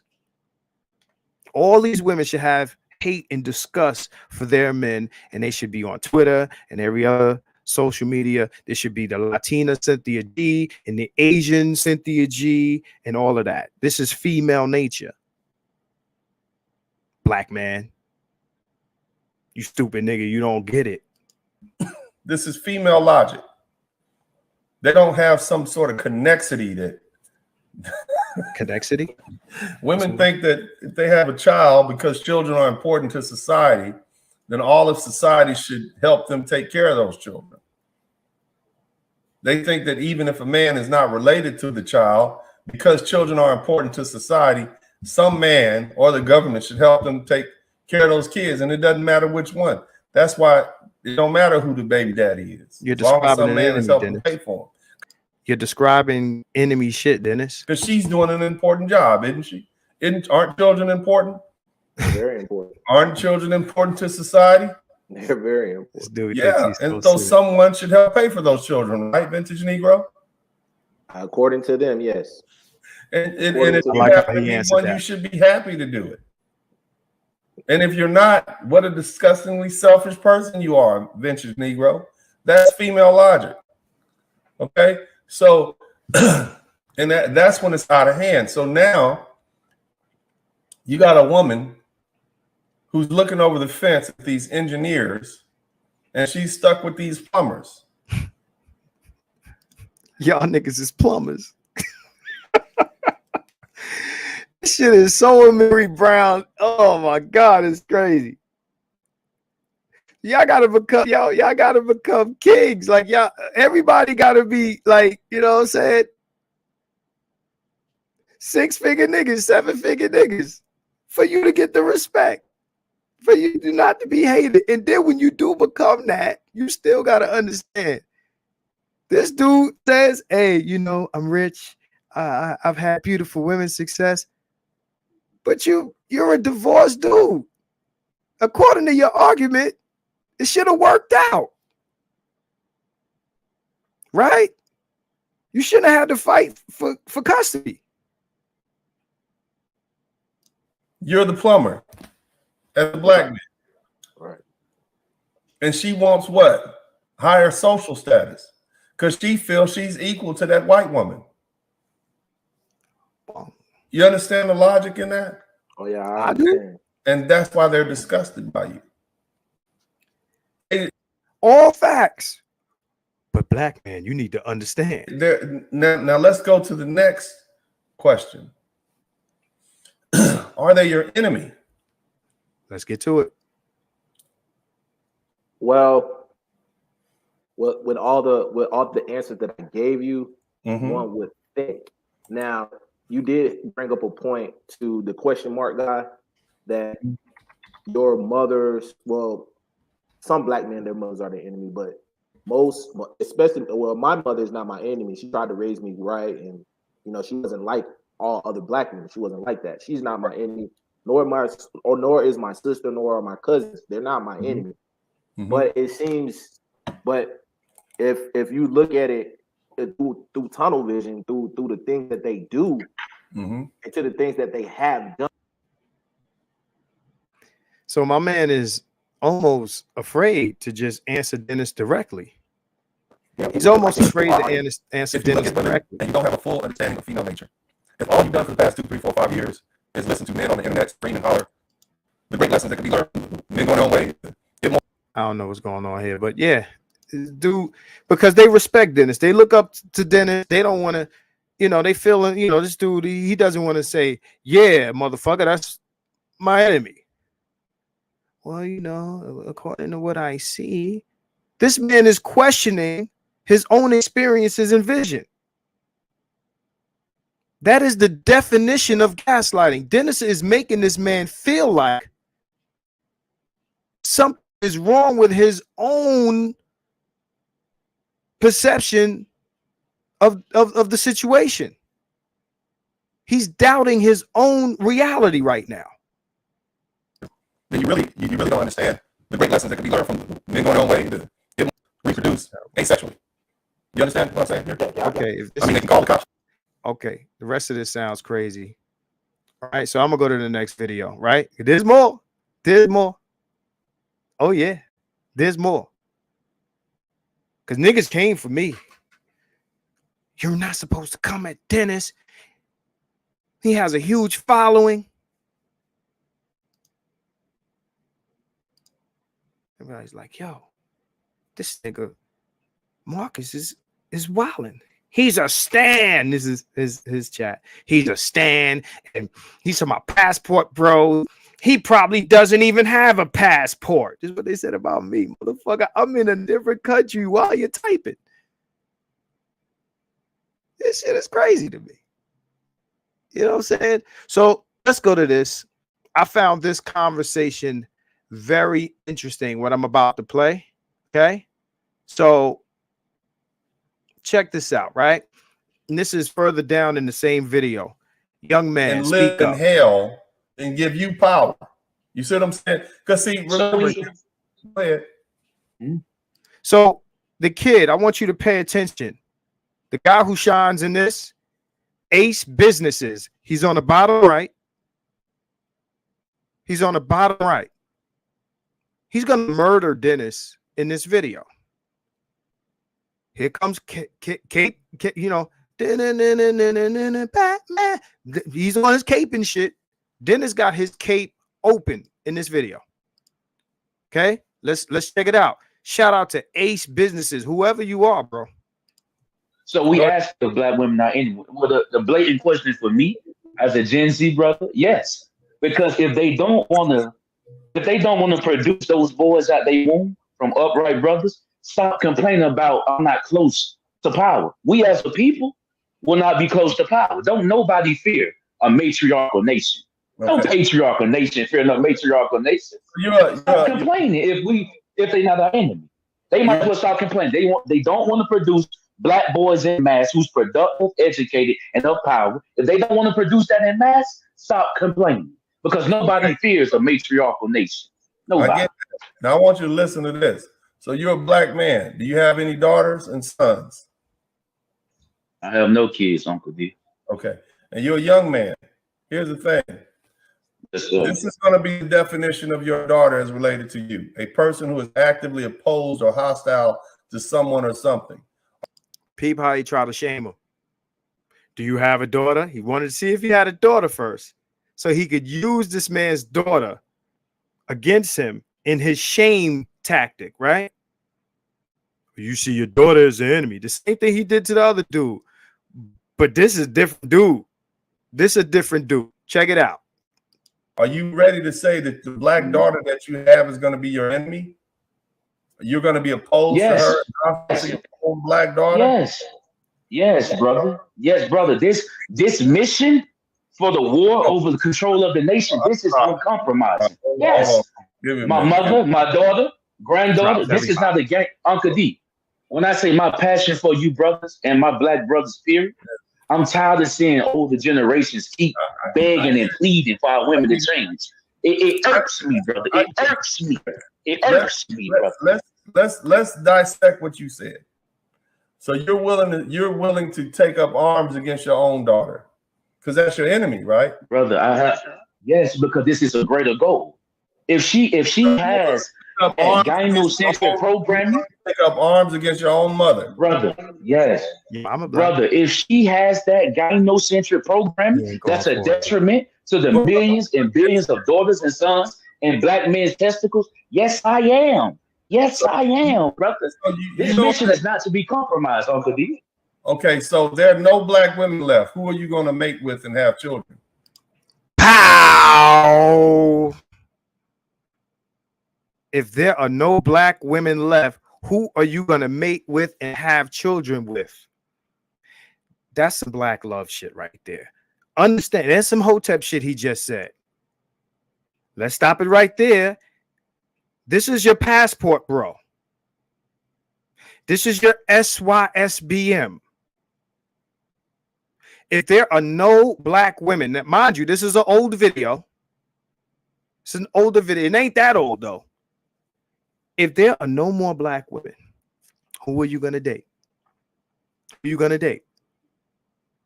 We know the answer to that. Check it out. With He's sad to say, brother. Once this war happens, biology. You study biology. You study biology, right? They say you are the seed of your father. I tell black men, brother, it's Afro women and it's other women of the nation. Take your seed and produce that line. I can't keep telling brothers to give your seed, give your seed to a machine that destroys your male. Here's a problem. Keep telling them. So he's already cutting them off. My man is cooking Dennis. He's cooking him. He's cooking him. He's cooking him. And when you say shit Dennis don't agree with, he's already ready to interrupt your point. It ain't as bad as what he did to me, and that's coming. Stay tuned. Stay tuned, because a lot of y'all niggas ain't see that shit. My man said, unfortunately, we got to go elsewhere. My man says, there's a problem with your logic. So you're not SYSBM. You're not Passport Bro when you made this video. Shout out to Joe. Stick around, Joe. And shout out to Vegas Dev. Dude is definitely cooking. Salute to that young dude. What year was this video from? I'd have to pull it up. But this was the is the black woman your enemy, or young men think black women are the enemy? The black woman is not your enemy. Type that into YouTube. It'll come up, and type his name also. It's still up there. Fair use, Dennis. Fair use. It wasn't that long ago. It was either, what is it, 2023? No older than 2020. Right? So let's go. He's about to tell this dude why he's wrong about going his own way. I can't keep telling brothers to give your seed to a machine that destroys your mail. Here's a problem with that logic. There's no geographical solution for an emotional problem. There's no geographical solution. That is an anti-Passport Brothers argument. Let's bring it back. I want him to say it again. Keep telling brothers to give your seed to a machine that destroys your mail. Here's a problem with that logic. There's no geographical solution for an emotional problem.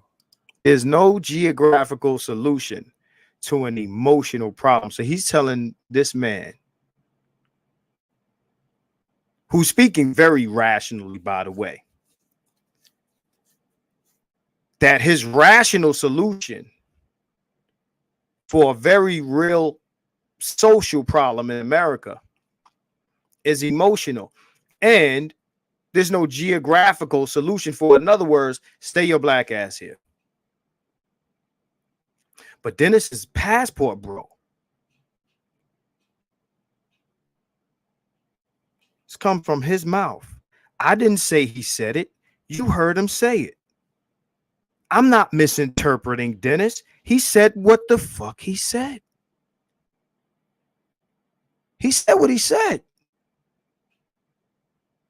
I told niggas I was coming with receipts tonight. Y'all think I'm crazy? So, okay, let's continue. The women, listen to me. Women aren't the problem. You're the problem as a black man because you weren't strong enough to put them in their place. The ancestors came, listen to me. The men that came before you weren't strong enough to put them in their place. Uncle D, I agree. Listen, you're not strong enough to put them in their place. As a public, I have no mission. Uncle D is divorced, fought in court to see his sons, has another baby's mom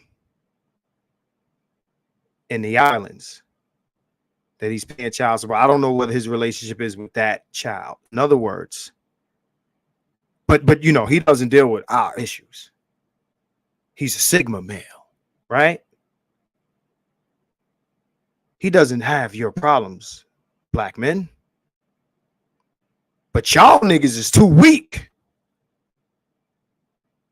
This man, the lawyer with the high social status position in America and the money and everything, his marriage that to a woman that he chose to marry didn't work out, and he had to fight the white man for access to his children that look like him, right? Telling this man, nigga, it's your fault, you're weak. Who talks like this? Who talks like this? Whose arguments are these? Who does he sound like? You got to hear this. And so because of that, you still, if you get some new women over here, whether they be white, Hispanic, black, African, you still won't be strong enough to put them in their place. You'll be right back in the situation you're in right now with these black women that you're dealing with right now in America. So all those guys that either married out, dated out, they're lying. They can't control those women. The guys who go down outside of the country to the third world, they're going through the same black woman issue. Right? It's Uncle D. Uncle D said it. I didn't say Uncle D said it. Uncle D said it. All these brothers going overseas, SYSBM, they still have the same emotional issues that they have here. Y'all heard it. Let me play it again. He said it explicitly. No interpretation on my part. Let's play it again. And so because of that, you still, if you get some new women over here, whether they be white, Hispanic, black, African, you still won't be strong enough to put them in their place. And you'll be right back in the situation you're in right now with these black women that you're dealing with right now in America. All these brothers going overseas, SYSBM, they still have the same emotional issues that they have here. Dennis is currently engaged to a Latina woman.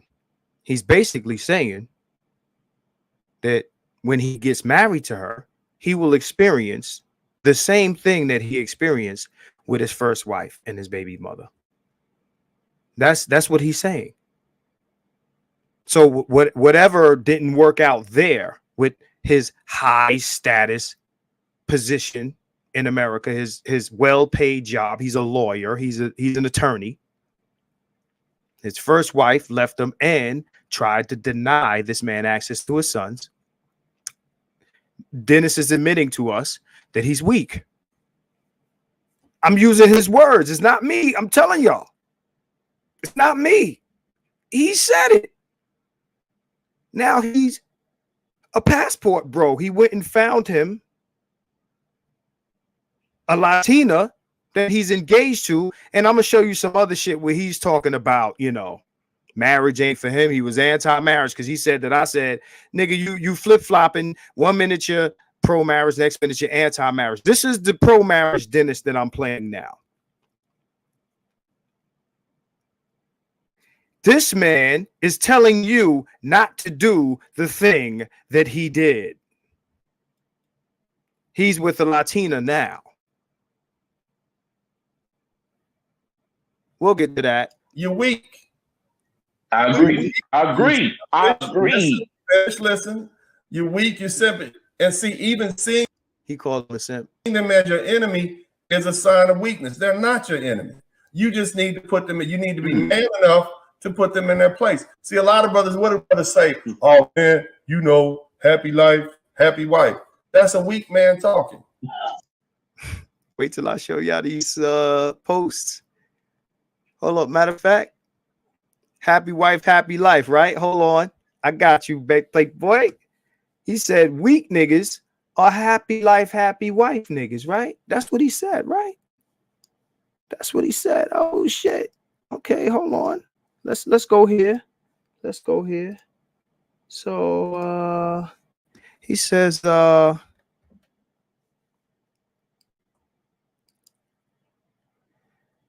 tried to get cool with my ex-wife. Did it for the kids, man. This is his ex-wife. You know. So let's see. What else I have here? Let's see here. I've been married before. I'm not against marriage. I just wish somebody had told me the truth about marriage and divorce. I could have maybe. I never had y'all niggas problems. Some of these ladies that are married aren't wives. You see the date on this? They are just concubines that found somebody to marry them now. Ask me again why, although I support marriage, I'm glad I'm not married. You men need to stop allowing women to rob you of your fortunes in the name of love. Because y'all niggas is weak. They are divorce and child support pirates. You would know, Dennis.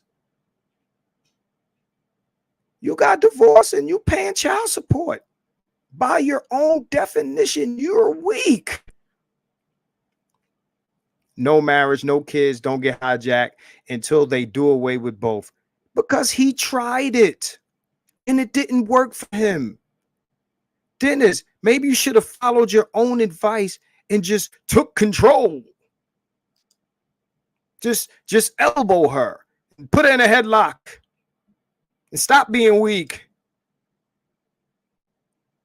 Say, if you're a man under the age of 35 years old, you're not ready for marriage. Kobe Bryant's parents didn't come to his wedding because they didn't approve his marriage and they wanted him to sign a prenuptial agreement and didn't. I got some more stills here. Yeah. Matter of fact, hold on. I got one more because he said, you motherfuckers a happy wife, happy life, man. Y'all need to stop being happy wife, happy life. You know what I'm saying? That's a sign of weakness. Right? That is a sign of weakness, y'all. But, Marcus ain't supposed to say this because he only got 8,000 subs. You know what I'm saying? How dare you talk about Dennis in such a way? How dare you, Marcus? You ain't got enough clout. Right? Happy wife, happy life. People ask me how I get along with my ex-wife. It's largely because I pay that lady her money every month on time. 2017, April 3rd, 2017. Happy wife or happy ex-wife, happy life, right? But y'all niggas is weak. Y'all niggas is weak. Y'all fucking up. You fucking up. You. Because you ain't got control of your situation.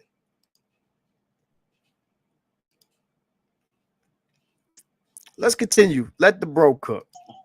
But you're so afraid of losing that female affection and that female love that you're willing to do what? Compromise your own integrity as a man. That's the problem. See, we got too many pimps and simps and not enough men in the black community. We got too many men who are willing to compromise their own integrity for just so they can have female affection, just so they can seem cool, look cool, got a lot of girls. So you let these women talk bad about you.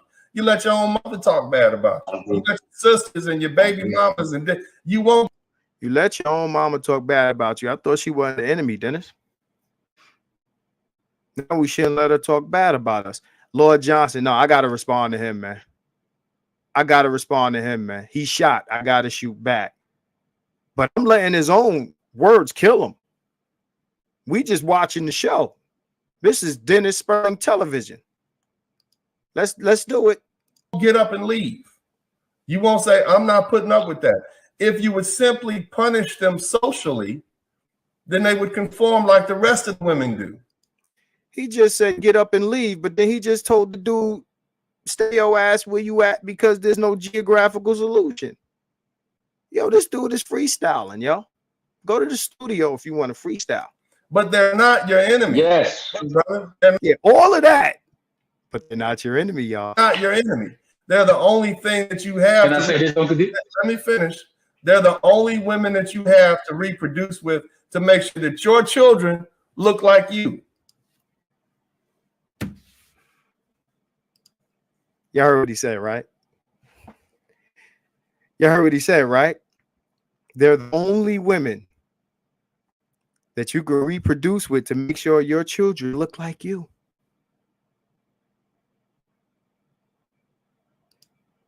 Let's go back. Let's do it. Let's do it. There's more.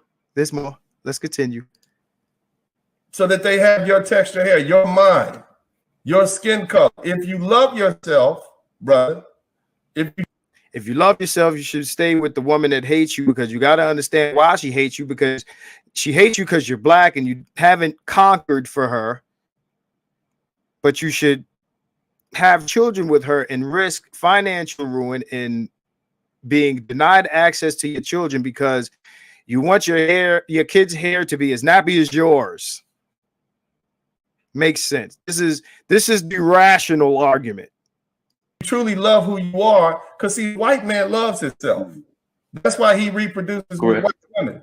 No, white man took his dick all over the world.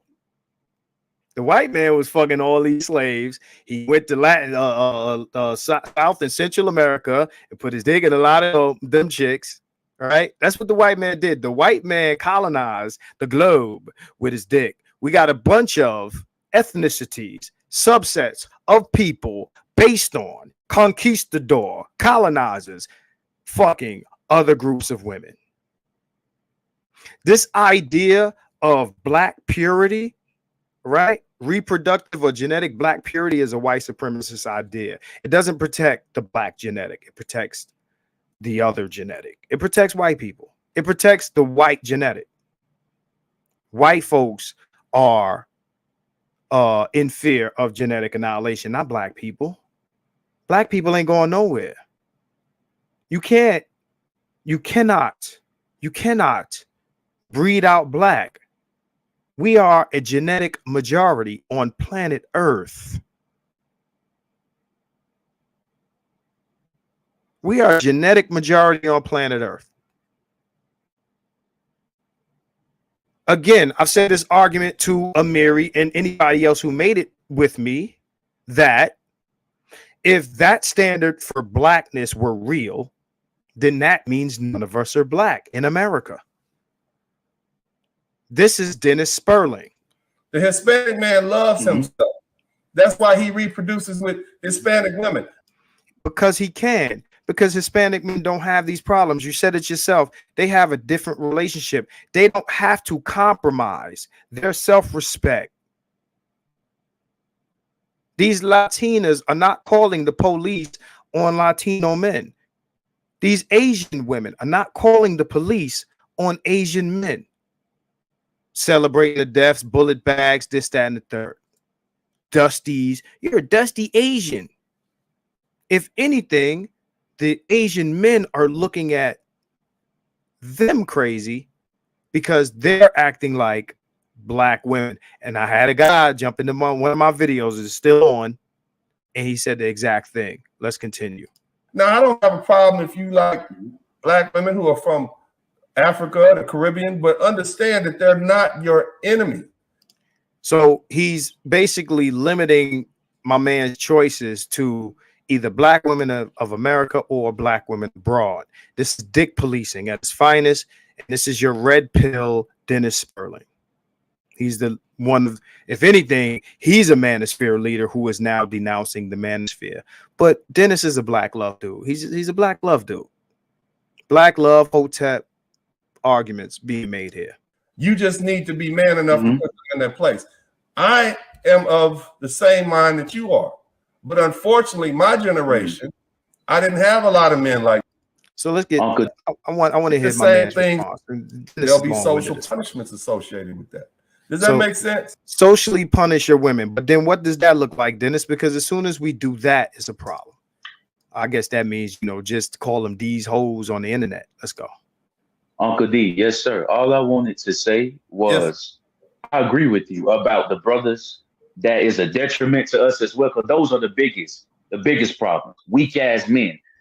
A boy can learn nothing when he see his mother dominates the father. A boy can learn nothing when he see his father's ran over by his own daughter, the aunties of the family, the grandma. When I say I'm with you on that mission, weak ass matriarchal black men, listen, brother, I have no patience for. Because, like you said, these women won't get in line unless it's unapologetic, strong black men. No compromising. No compromising. Daughter, granddaughter, no compromising. Now, what does that look like in practice? In practice, what that looks like, brother? Yeah. For me, it looks like this. If she's a hearty black woman, keep your seed away from her. Keep your hand in marriage away from her. Keep it away from her. She doesn't deserve your hand in marriage, nor she deserves your seed line. Drain the gynocentric machine. It's the seed line that comes from us, and it's our hand in marriage. How can they use the state against us if we keep away from these disrespectful, unworthy women. See, our brothers are so consumed by beauty. They will fuck about no beauty. What is beauty? Are you a helpmeet? Were you trained to be a wife and mother? Your beauty. Okay, you good at sex on. After sex, what's after that? Say beauty doesn't matter. That means you're willing to take an obese woman. Reach. Let's continue. Brother, when I say beauty doesn't matter, let me put it in context. I mean, brothers have ranked beauty over virtuality. They ranked it over a woman's submission. They ranked it over a woman's cooperation, what she was raised by. Okay, she looks good. That means we're going to have some good sex. We hope we have good sex. But after sex, what's next? How does your beauty help me build for my nation and build for my family? And Dennis is calling this man weak. It sounds like a very strong-minded person to me. And Joe, this shit cracked me up. Dennis is making the wrinkles on my brain smooth. That shit, I'm fighting to not like really laugh. That shit is funny as hell. Dennis making the wrinkles on my brain smooth. That shit is funny. I'm still in that. Yes, I'm still in that. I'm gonna start telling it when you niggas say dumb shit. That's mine now. I'm taking that. Okay. If I say it on the internet, I'll shout you out. But in real life, that shit is funny as fuck, yo. He said, making the wrinkles on my brain smooth. Yo, I'm trying to hold it together. That shit is really funny, bro. Okay. All right, let's move on, man. That shit was some funny shit. This is the weak man, according to Dennis. Physical fitness is associated with beauty. And build for my nation and build for my family. Physical fitness is associated with beauty, and so therefore, yes, the reason that men choose beautiful women who are symmetrical in their face and how they look in the proportion of hips, yes, because it ensures that you'll have health. Yes. So you're saying you're willing to forego That's that? Fine. You're willing to forego that? No, sir. Let me ask the question. Go ahead. You're willing to forego that if she's virtuous? Understand, Leon. I'm not calling Dennis weak. He's calling himself weak. He's basically making the case that black men should have control of their women, but he's experienced the exact same thing that the other brothers are talking about. By his own explanation and narrative, he is declaring himself weak. If he was this strong, black man that we should aspire to, then he'd still be married to his first wife. Right? Being a lawyer doesn't make you strong. I've beat motherfuckers in the courtroom. I didn't take a bar exam. And this is shit you can ask my people. I've been in court with motherfuckers with no lawyer, and them lawyered up, and they lost.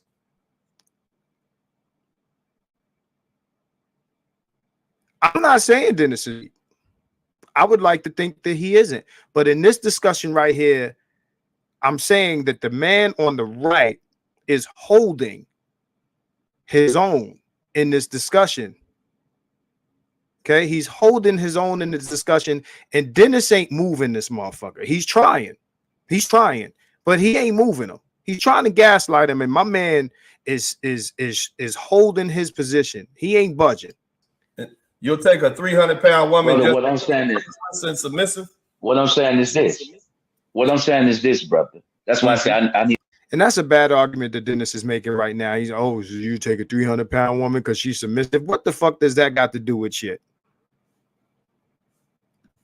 It's a deflection. To put it in context for you.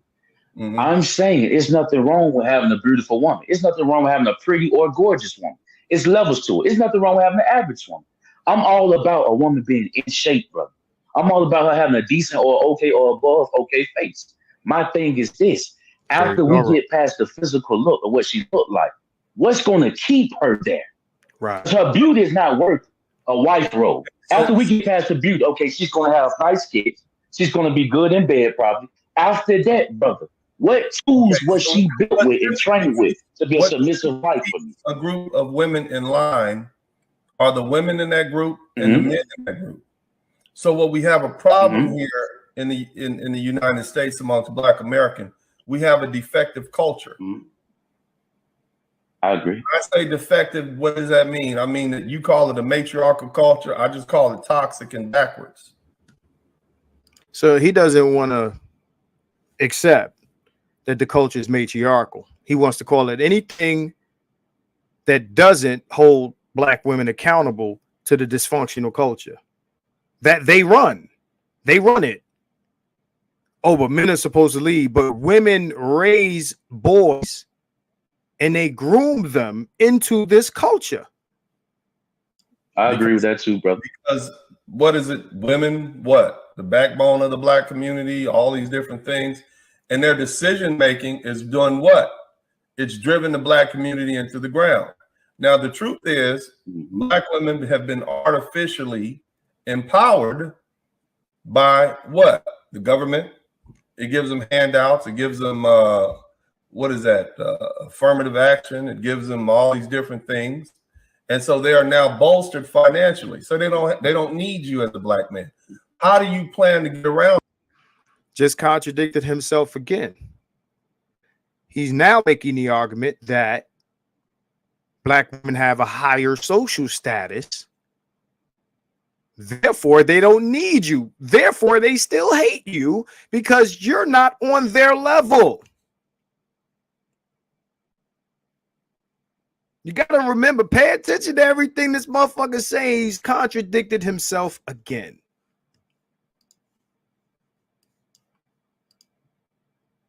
I thought it was, oh, she's mad at us because she's in a low tier position in society and we haven't lifted her up. They don't need you. And here's another thing you got to understand. They don't even want to marry you. Ace business. So how can you start a relationship with a woman who doesn't want to marry you? That goes back. So now he's saying, well, she doesn't even want to marry you, but you said to fuck with these women so we can have kids that look like us. So we got to marry the women that don't want, so we should put them in a headlock and make them marry us. But then if we do that, we missed her. We oppressive, wannabe white men in the color purple and all. You can't win. You're going to have niggas running. This is the gaslighting bullshit. No matter what you do, nigga. No matter what you do, you're doing it wrong. That's my point right here, Uncle D. Why give your hand in marriage or give your seed to a woman like that? It goes back to what I'm saying. So you're basically saying it goes back. Why? A bachelor. You're going to be a bachelor. He's already cutting them off. I'm not saying be a bachelor. That's a man's personal choice. My thing is this. This kid argues excellent. I don't know if that's his channel, but he's an excellent. He makes excellent. Find the best black woman for you. But we know what the odds are of that in this country. My thing is this, Uncle D. We can't keep feeding the black woman's womb that's destructive to our male and female seed line. How do we keep feeding that generation to generation when we know they working with the very enemy that we trying to defeat? How does that compute? Because Dennis already agreed with him. He said these women are in tandem with the state, even though earlier he said something different because we got to rescue the women. But then he also said, well, they're working with the state and they're getting handouts and this and that and the other. But now my man used his shit against it. He said, well, how are we going to work with these women who are working with the enemy we trying to defeat? But somehow, you know, put the bitch in a headlock and be a man, you weak ass nigga, and come on. How do we keep, okay, you know what, she ain't the best black woman. She may trade on me 5-10 years down the line in marriage, but what I'm trying to tell you, brother, is how we Ace business, all women are like that. They're all women like that, right? All the same. No matter where you go around the world, they're all the same. That's female nature. And so around the world, women are taking social positions above their men. And now that they're above their men socially, they look down on their men. You can't support me. I told y'all before, You go to some of these third world countries, and DR is an example, where the women are taking money from American tourists. According to that argument, the women in DR should be throwing their weak men to the side and marrying all the American tourists at large. Now, I'm not saying men can't go down to to Colombia, DR, and marry women, but there's no like consensus of these women in these nations. They're looking at their men as weak compared to us tourists, us passport bros, or whatever you want to call it, traveling black men, traveling white men. They're not on the internet saying, yo, fuck these local niggas, they're weak, come save us from them, and we hope they get shot. He says all women are the same. All women should have this much resentment for their male counterparts in every ethnic group and nationality across the globe. That's his argument, and it's not working. Nature, yes, sir, I agree. From the same, under the same conditions. There is no magic woman anywhere. They're all the same. But you went across the border and grabbed you a Latina after swearing you would never get married again. It ain't for you. And she's your fiance. What is different about your woman, Uncle D? Let me guess. You don't believe me? Uncle D, all those things. You know, Asian women marry out more than any other group of women on the planet? That would be American-born Asians. Let's get it right. American-born Asian women. American-born Asian women.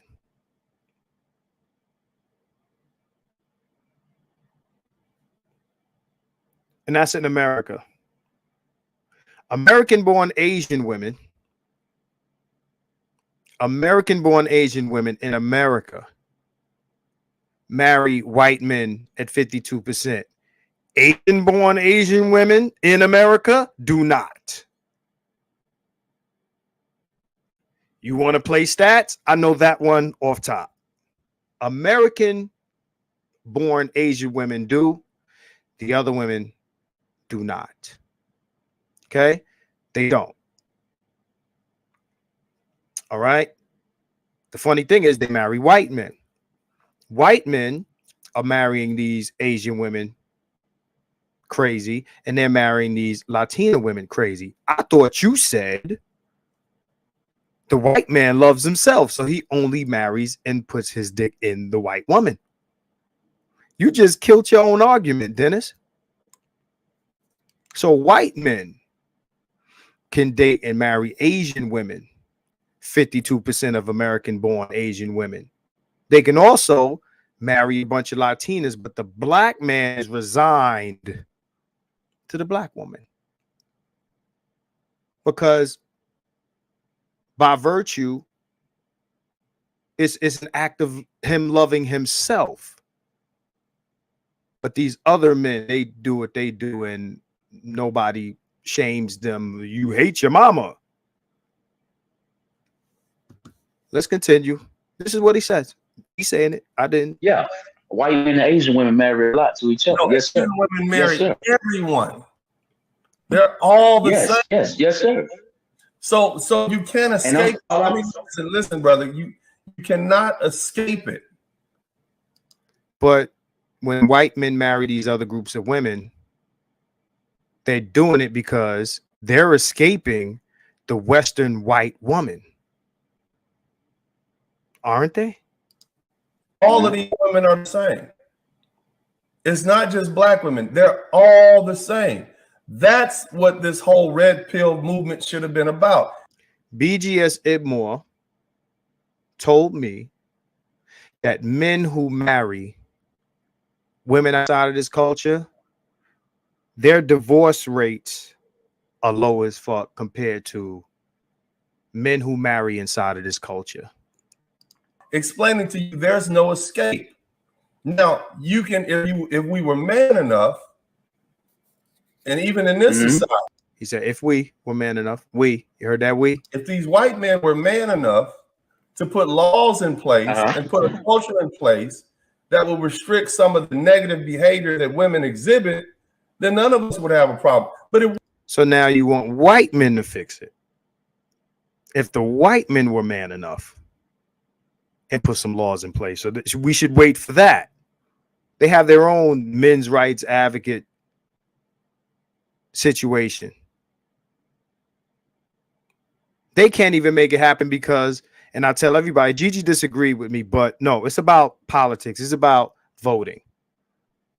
Women outnumber us in this country. Fuck how it started. Today, the truth is politicians want to remain in office and women have a heavy voting base. It wasn't a problem as long as it was affecting black men. See, black men have been going what they call their own way since the 1950s or 60s. Divorce laws changed in the 1990s and it started affecting white men. That's why the MRM movement popped up. And now they're in the same situation they're in. But remember, it wasn't a problem when it was just affecting black men. Now they're... So I guess they're weak too. So white men are weak. But earlier you said they had the highest social status in this environment, right? But now the argument is all women are the same. I'm confused, Dennis. You know what? You're right. It's me. I don't get it. I just don't understand. Self-deleting after divorce. Now they're losing their children in family court. And so now it's a problem. But see, here's the problem. It's gone too far. Women have more voters. They have more wealth than men in this country. That's right. This is the problem. So when you go and let me tell you something else. If you go to South America, feminism is getting stronger and stronger there. Do you know any brothers from Africa? You can hear it's going on. Yes. And the more industrialized a company, so don't be a passport, bro, y'all. A country become China even. They had to outlaw feminism in China. It's female nature. So you can say, hey, I'm gonna do this, I'm gonna do that, I'm gonna do this. So if you leave black women, everywhere you go, you're gonna experience the same thing. All like that. There is no nuance. Uncle D, can I say this? Of course, go ahead, bro. Can I say this, Uncle D? No new wall exists. I agree. I could never, and I would never teach brothers, and I'm sure you won't either, to wait on white men to change the policies and power. No. And I can never be a man who say I'm trying to escape the fate of what nature is for women. My thing is this. It goes back to this, what I'm saying. As men, you hold the billions and millions of daughters and sons in your testicles. Give it to the best fucking woman. Excuse my language. No, I'm all about black male happiness, brother. I can't tell brothers to keep giving it to a cause that you know is destructive towards your seed line. When we talk about race loyalty, all females are like that in nature. Now you're trying to use logic again. And I pray. He shouldn't use logic. He shouldn't use logic. He said, you're trying to use logic again. Because he's trying to say, well, female logic is like this. So we should use female logic in our decisions to seed up these females. No, we're men. In our decisions to deal with women or not to, or to pick which women we should deal with, we're definitely subscribed to male logic.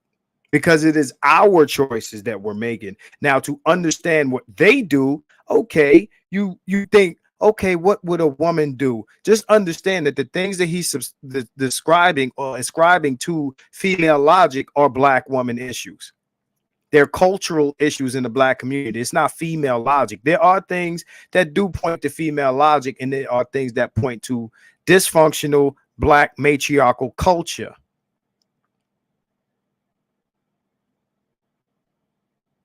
But he's telling this man, no, take your seed. Taking your seed to the best woman is a misuse of logic, because there you go using logic again. It sounds great on paper, But then you got this fine woman for you, and she done dropped down and she butt naked. Yeah, she got 3 kids in the other room, brother. Yeah, but she fine. No, sir. No, sir. You're asking men. I get it, and I appreciate you for it. You're asking men to do what? Ignore their own nature, and that is to reproduce. How well has that worked over the past? I'm asking. That man never said. See, this is the reaches I don't like. He never said to not reproduce. He never said not to get married. He never said, oh, you should beat off in the corner and all this other crazy shit he said in this video and the other video that I played. He's like, I want you to get married. I want you to have kids. I don't want you to pump and dump and this and that. But what if I want to pump and dump, Dennis? What if I want to not get married? And am I weak now? That's what you want us to do because you're a black love guy, Dennis. You're not red pill. You're not red pill, Dennis. You're not. It's cool. There's an audience for that. That's why every 5 minutes you quit the manosphere. Because you say some crazy shit. Somebody calls you out for it. I'm just the latest to do it. But I ain't got enough subs. I need to shut the fuck up. Because, you know, you got to have enough subs. This YouTube rules is that, you know, in the manosphere, you have to have enough subscribers to call someone out with more subscribers than you. I'm breaking the rules. I'm not subscribed to the hierarchy of the clout machine. I'm not supposed to talk about Dennis because Dennis is somebody who the space likes. He wears a suit. He's a lawyer. He's an accomplished dude. I accept all of that. I didn't do this to you know what I'm saying, to attack this man. Listen to him. If this was anyone else, if this was Amiri, would anybody be looking at me crazy? So Dennis could say this shit. And I'm supposed to shut the fuck up. But if Amiri say it, everybody wants me to get him. Lucy, I appreciate you. Everybody wants me to get him. Let's continue. Brother, I'm asking men. What I'm doing, Uncle D, is just asking men to give their seed line to the best woman that they can find. I'm not telling them escape, play games with their head, lie to themselves. What do you do when the best woman you can find still ain't that good? That's nobody's perfect. That's what we are. I can accept that ain't that good. That's what we are, black. You can say if you can. That's what we are. I'm just talking about as far as the race, with the race loyalty thing. That's out the window. I can tell you from my own generation. That's out the window. I'm saying that's out the window. You think, hey, they're all the same. You don't think that white man is catching hell from that white woman? Okay. The reason, look, Brother, but that's why they marrying the Asians and it was your argument. You brought it up. They marrying the Asians, but he loves himself, right? Shout out to Rob. And that's how you know the world is correct.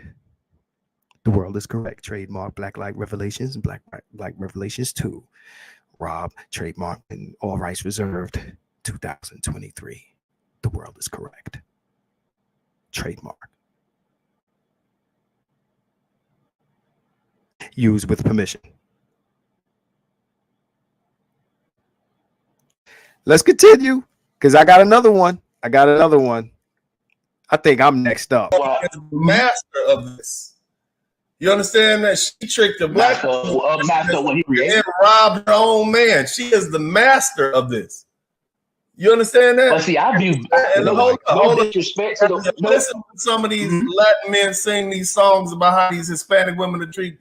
Listen to how many times you hear mentirosa, mentirosa. You got another baby. Are you kidding me? They're all the same, brother. Go ahead. No disrespect to the white men in the chat. No disrespect to any white men in the chat. But I think white men are the biggest simps. I agree. Men, as far as men guys on the planet. Now I give them credit. You cover nations. You shed your innocent blood. Now our women want us to do it. The world made all these. They want us to share a white woman, and then what did she do? Turned around and gave them feminism and me. I get it. But Dennis, you set white men as the example to follow. You said that he has the highest social standing in America. But you're saying he's also, your point is now he's also catching hell from his woman. You're moving the goalpost, bro. This is a goalpost move. So you're telling us that we should be like the other guy who's not getting all the respect. Because when it was cool to position white man as, you know, the highest esteemed motherfucker in the country, to explain why black women despise black men they never met and they never did shit to them. That argument made sense earlier, but now it's, oh, well, you know, the white man catching hell too from his woman. They're all the same. You might as well stay in the black community because there's no escape. There's no escaping bullet bags. There's no escaping abort black babies. I've never heard abort all white male babies. Abort them. I've never heard this. I've never heard Latinas say abort all, you know, Latino male births. Somebody send me the link. Maybe I ain't up on it. Maybe I'm not up on it. I understand what you're saying. But what I'm trying to tell you, bro, go ahead. What I'm trying to explain to you is all women are the same. And under the same conditions, they will do the same thing. You can't escape it. The more tech, okay, so it's 20. Under the same conditions, they'll do the same thing. Asian women are not saying that. Asian women in particular, let's talk about them. Asian women are the most educated. Asian women are the most educated. They don't put down their men. The American-born Asian women who are married into this culture, yes, they see white men as the highest, social, because of what they, again, white supremacy. We all were taught that all, white men are the archetype this is, ascribed to. All, I would say, a lot of these women, they would like the lifestyle that they perceive white women get. Again, this is about white supremacy. This is not about hate, like, it's white supremacy. Where do you think the hate came from? Where do you think the hate came from? Yes, Joe, in America, definitely in America. Right? So, check this out. So I'm about to show y'all where all of this started. Okay, so everybody's like, hey, Marcus. Now here we are like a couple hours in. How did all this start, Mark? Mind you, I've seen a couple of these videos. Black women are not your enemy, this, and that, and the other. So, some time ago, I made a video called Dennis is going to get this work. It's still on the channel if you haven't seen it. And this video that I'm about to play precedes that one. It precedes that one. So me and Dennis have debated on Facebook. We debated about COVID when he was harassing motherfuckers to get vaccinated. And we debated on other topics. He would say crazy shit on Facebook, the same type of thing, right? Understand that a lot of these videos that I'm playing came before the passing of Kevin Samuels. Mind you, Kevin Samuels helped him meet, I think, the current woman he's with. But he has no problem with women. He said, "Oh, I ain't marrying no more. This and that and the third. Oh, I'm done. I'm through. I'm done. I'm done." And I'll play that video too. I got to play that off of YouTube. But let's go. This is Marcus Aurelius on the Dennis Spurling show. Here we go. Before I start, he says, who wants to bring the smoke? Bring me the smoke. Who got smoke for me? Bring me the smoke. So I brought the smoke. All right. Keep it 100. Talk to me, Mr. Keep It 100. What's going on, brother? I'm having a motherfucking party on these motherfuckers today, man. Y'all got me in rare form. So he's talking about Pookies. That's what this show is about. He's talking about Pookies and Ray Predators. Pookie and Ray Predators. That's what this shit was about. I'm liberated and free as a motherfucker. I ain't got shit to do all day but pick these kids up. So let's go.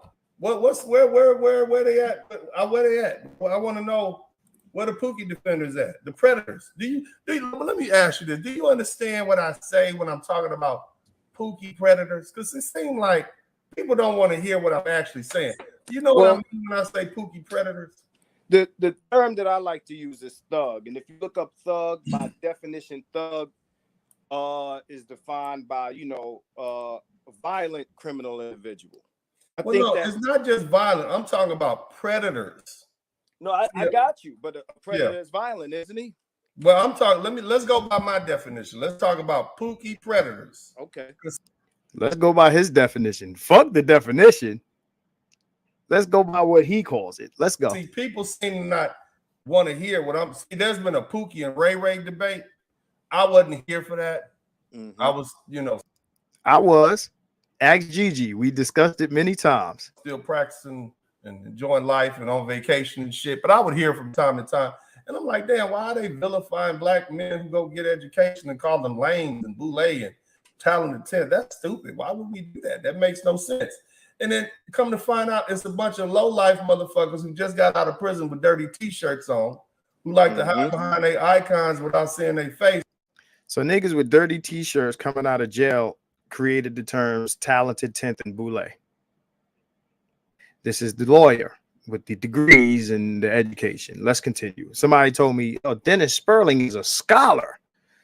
Okay, let's go. They want to talk bad about educated black men who come into the manosphere. Or I don't know I just got a YouTube page. And then I got drafted into the motherfucking manosphere. I don't know how this shit happened. I've even told them, look, nigga, I'm for getting married and having kids, and I ain't really into all of that shit. I'll listen to you. You see what I mean? But I wouldn't want. So basically, he just, I guess, pointed out that he's into getting married and having kids, and that is counter to the message of the manosphere. He is correct. Let's continue. I want you not to have kids. But since you dragged me in, here I am. You see what I'm saying? I'm here for it. Like, you know how some days you fuck with the wrong person? I want to know who dragged him into the man. Now he's saying we or me, I kicked him out, right? So who dragged Dennis into the manosphere? I'm interested. I didn't do it. I didn't have a problem with him being here because he says a lot of good shit sometimes, but then the narrative that he spins around it is just disturbing, right? So you know what I'm saying? I'm the one that they probably should have left the fuck alone. Because I ain't got nothing but time. I got all motherfucking day and facts and history. But these Pookies seem to not like the fact that black men like Dr. Keason Johnson, the Green Gorilla, Kevin Samuels, Dr. Ronald Neal, people like the lead attorney, they don't like the fact that we're in here. Yo, you naming all my boys. Go ahead. You naming all my people. That's all my people. Yeah, and I don't they understand that other well-educated black men like to listen to other well-educated black men? We don't want to hear all that motherfucking prison babble all the time. The niggas complain about their bitches. Don't they realize like we don't want to hear all that shit? So the manosphere is niggas with prison babble complaining about women. Is that what he's saying?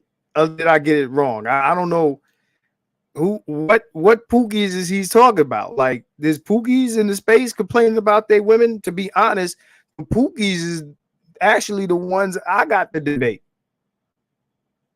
They actually side with the shit he's saying.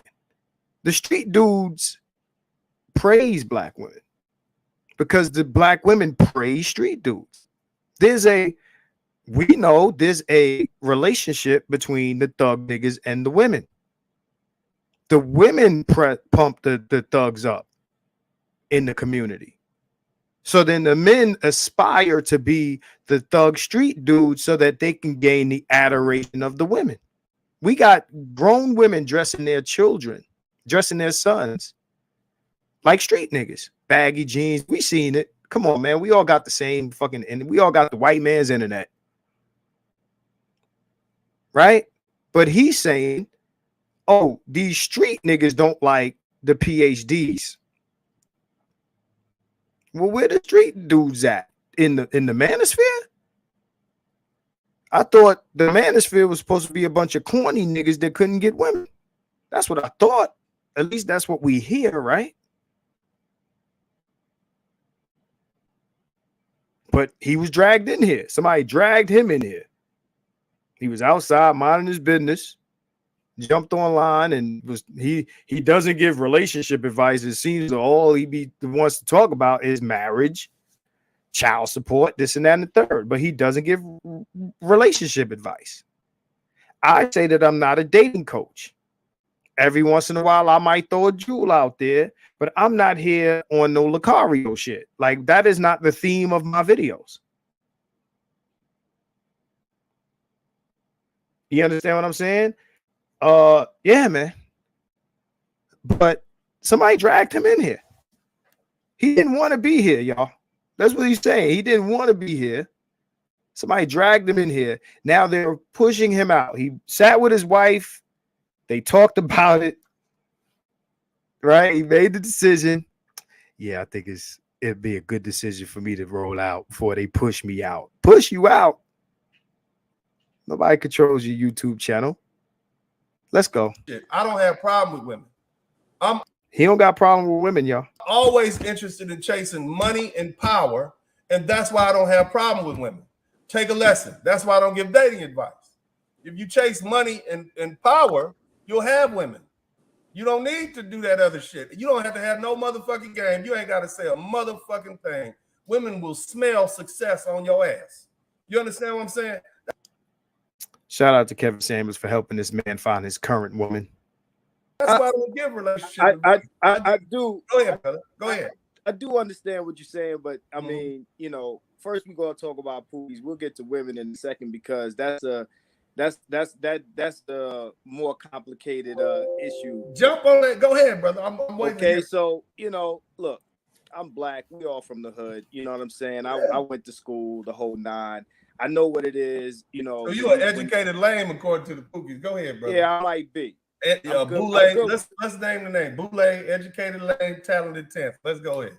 I mean, I might be. You know what I'm saying? But you know, at the end of the day, this is what it is, brother. I know exactly what you're talking about when it comes to our culture. You know, the guy that comes home from college is not as celebrated as the guy that comes home from jail. So I lived that. You understand? Well, see, that's not even what I'm talking about, right? But I hear you on that. But that's because we romanticize degenerate. We got a swine chip. It's right next to the simp chip. It's a swine chip in there. You see what I'm saying? And we gravitate towards degeneracy because that's how we were programmed.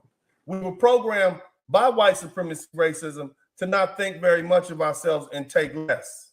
And me trying to break that motherfucking swine chip is damn near as hard as trying to break this goddamn queen mother goddess simp chip. But you just told us that race loyalty, we should take less. We should take less because race loyalty. Help me get them likes up, please. Get the likes up, likes, please. Likes. If you ain't click like. Hit the like button. Please hit the like button. Because I'm gonna get thumbs down on this when the boys see this. So I need as much likes as I can to counteract the thumbs down when the D hive comes into this motherfucker. That's right, niggas. The D hive. Okay, the D hive is going to descend upon this video and upon my channel and thumb down my shit. So hit that shit with a thumbs up, please. Okay, let's continue. He's talking about the simp chip and the this and the that. And my man been simping all night. Let's keep going. You understand? So let me ask you a question. Since if that's the case, right?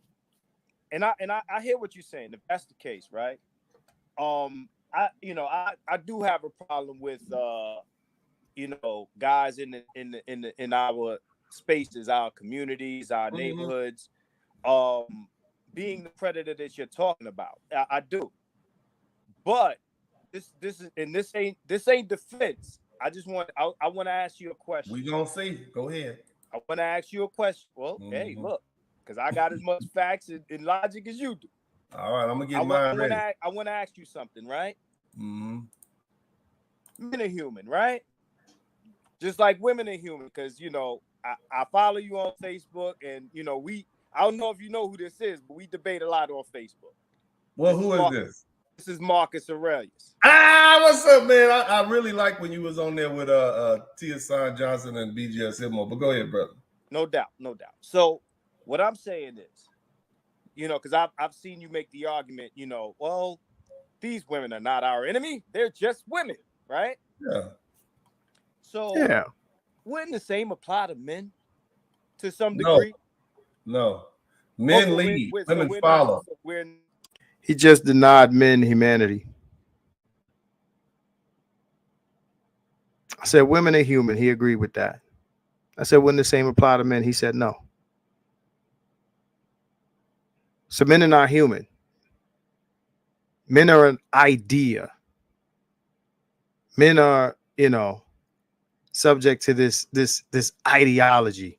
So he said men lead. Men lead.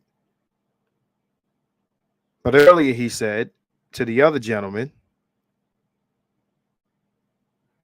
that your black woman is being given things by the state and they're refusing your leadership. But his solution for that is to just push out the way and run shit. As if your physical is a physical solution. Fuck her degrees, pick her up, body slam her on the ground, and run shit. So no, let me finish. Go ahead. Well, I'm gonna cut you off. Go ahead, but you ask me a question, I'm gonna answer. I'm gonna cut you off. No kidding. Go ahead. So we're all products of our environment, yes? Yeah, but we're not gorillas and sheep and goats and shit. We're thinking human beings. But yes, we are. And we have the ability to change our environment. That's what separates us from the animals, brother. So then women are human beings also, yes? But women follow men. No, because we are men. We have the obligation to bend the environment to our will. You can't change the I'm saying the same shit. What are you talking about? You can't. You telling me that we're like goats and sheep around this motherfucker? No. I didn't say shit about goats and sheep. These are the arguments this man makes in court. He's terrible. He's fucking terrible. Skyscrapers and shit. Let's not use goats. We don't have air conditioning. Let's not use goats. We're talking about men, but didn't move the goalposts. We're talking about women. Women and men are different. They are not equal. They're absolutely different. The thing is, you're giving one a pass. You're demanding something from men that you're not demanding from women on a basic human level. So they're different from women in a lot of ways. But when I say that they're the same, I mean in the context of being human.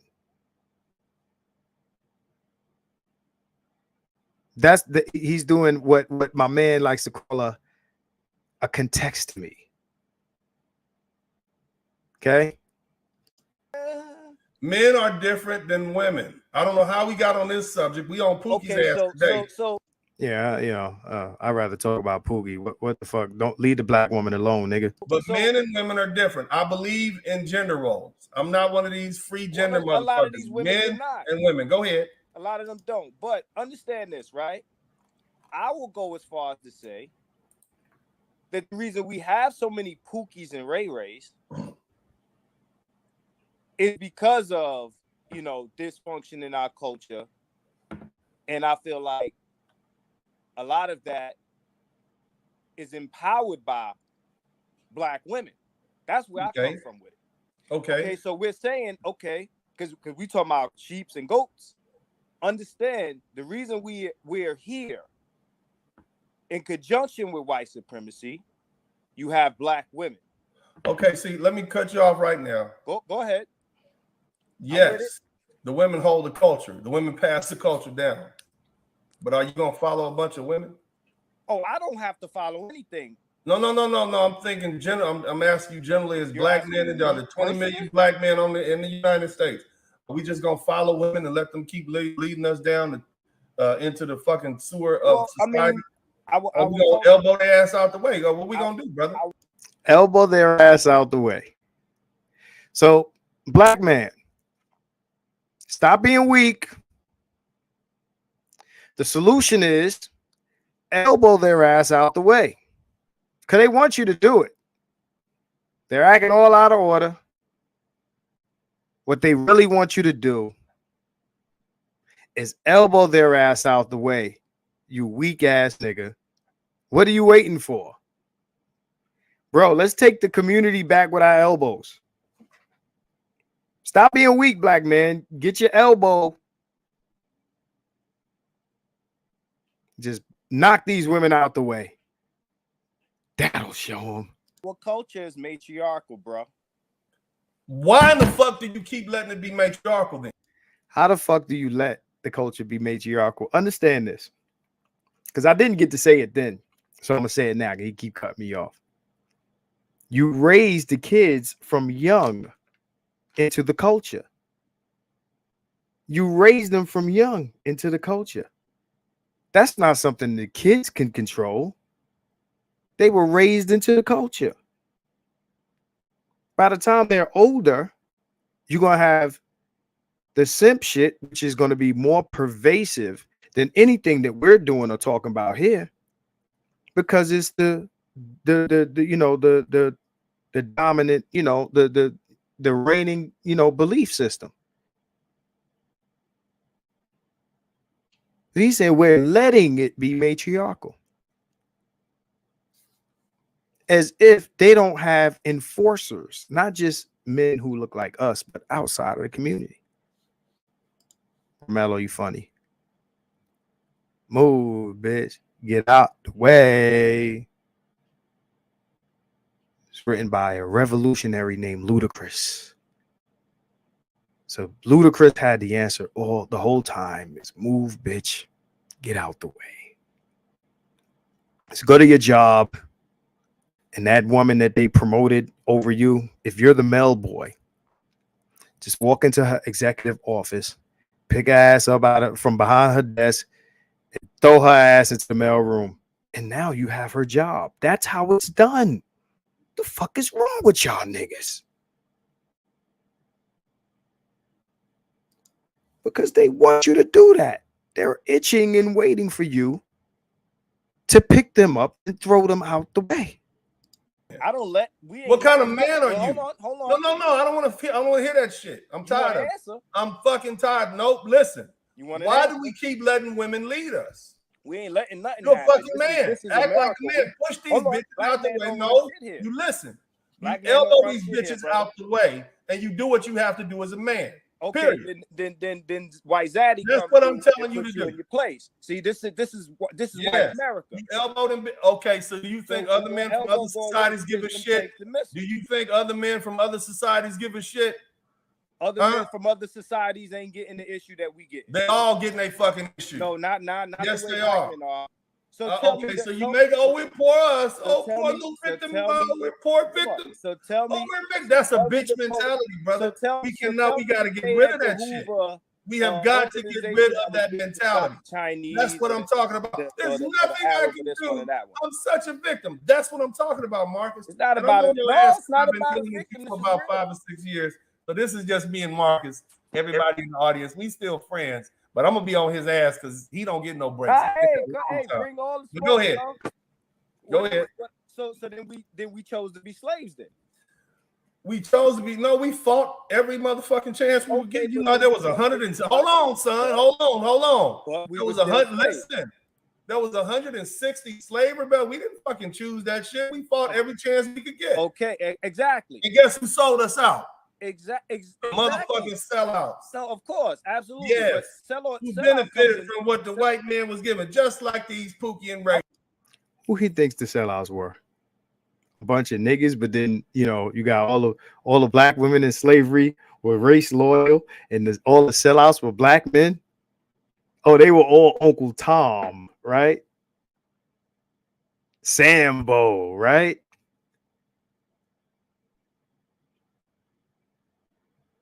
No, he fought for custody. He had to fight for custody for several years.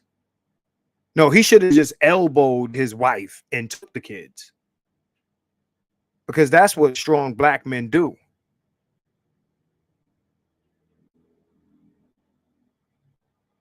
Anything you want from black women, black men, stop being weak, elbow that bitch out the way, and take it.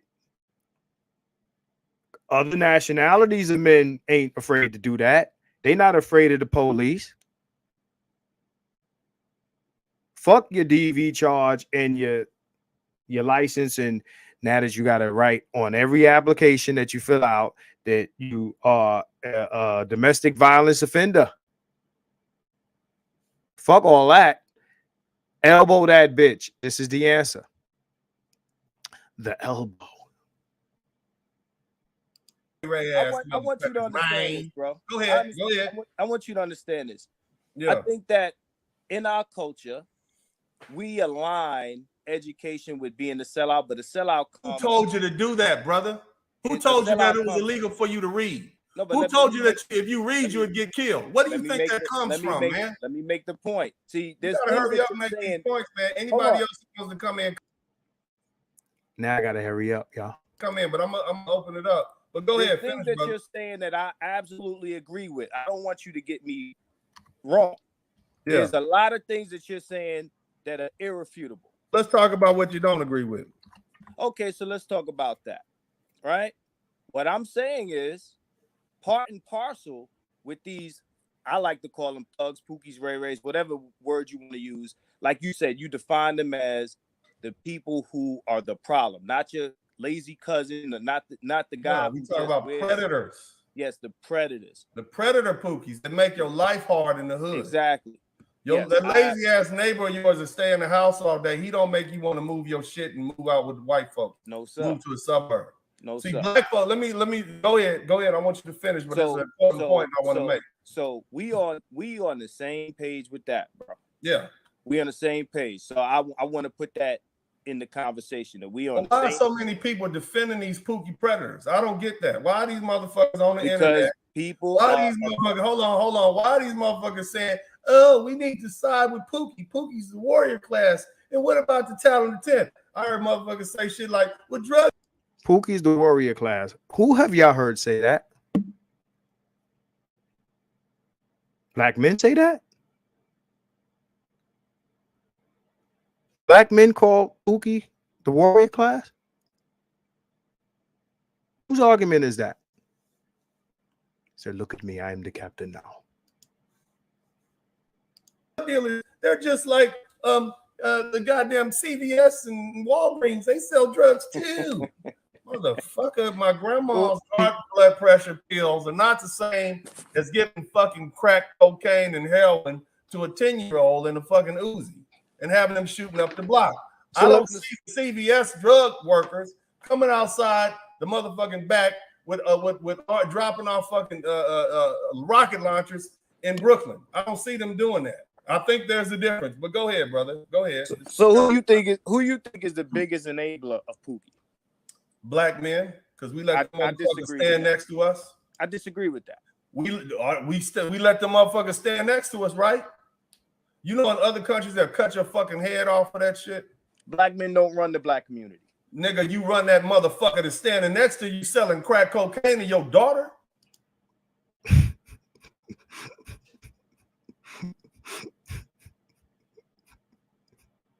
Black men don't run the black community. Man, come on, bro. I don't want to hear that punk ass. We don't run the community no more, brother. You got to be a man and stand up and boot motherfuckers out the way. If you know it's in a bro, bro, I'm so sick of this. It's like an illness that we can't do anything. We're so weak. I'm tired of hearing that shit, man. I said we don't. Right? You take power away. Okay, you take power away, Marcus. You don't, sir. We are a group of people. Sir, you take power away. We are men without Nobody's gonna give you power, Marcus. I didn't say that. What you want in this world. And we haven't done that. We haven't attempted to do that in the US. Understand, we are outgunned, outmanned. You gotta learn. Nobody is going to give you anything in this world. The world belongs to whoever is strong enough to take it and hold on to it. You can't even run your own motherfucking community. You letting bitches tell. Listen, son. You letting bitches tell you what to do. Really, Dennis? You're not the man for that message.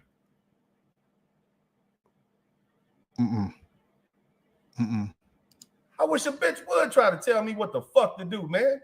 You don't let women tell you what to do, son. You push that. No, look, you go sit your ass down. I got this shit. That goes for your mama, your auntie, your sister, your daughter, all. Push my mama, my auntie, and push them out the way. These are the same women he was trying to guilt niggas. They ain't your enemy. They ain't your enemy. They ain't tested me. Let me tell you something. He says he's the guy that ain't going through what the average man is going through. Let me tell you something. I'm not the average guy that's going through what the other guys are going through. I ain't never been married.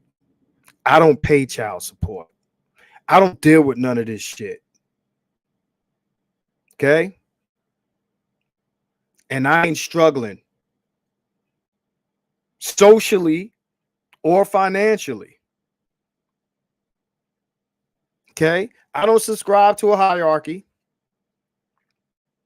I don't subscribe to none of that shit. I do what the fuck I want. I live by my rules. Dennis calls himself a Sigma. I am insulted because I am a Sigma. So on my Facebook page, I am a fucking Sigma.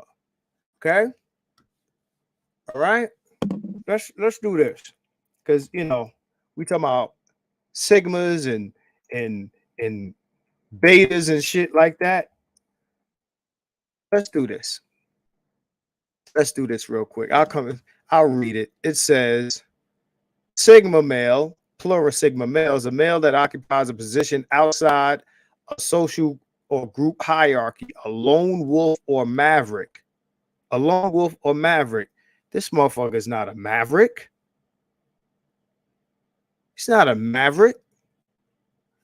I want to pull that on the screen, but I don't want to lose my space in this video. I don't want to risk losing my space in this video. I'm going to play this the rest of this. You're a fucking man and you need to start acting like men. Fuck the consequences be damned. Fuck the consequences be damned. So why he didn't elbow his ex for the kids? Because he knew his dumb ass would get locked up.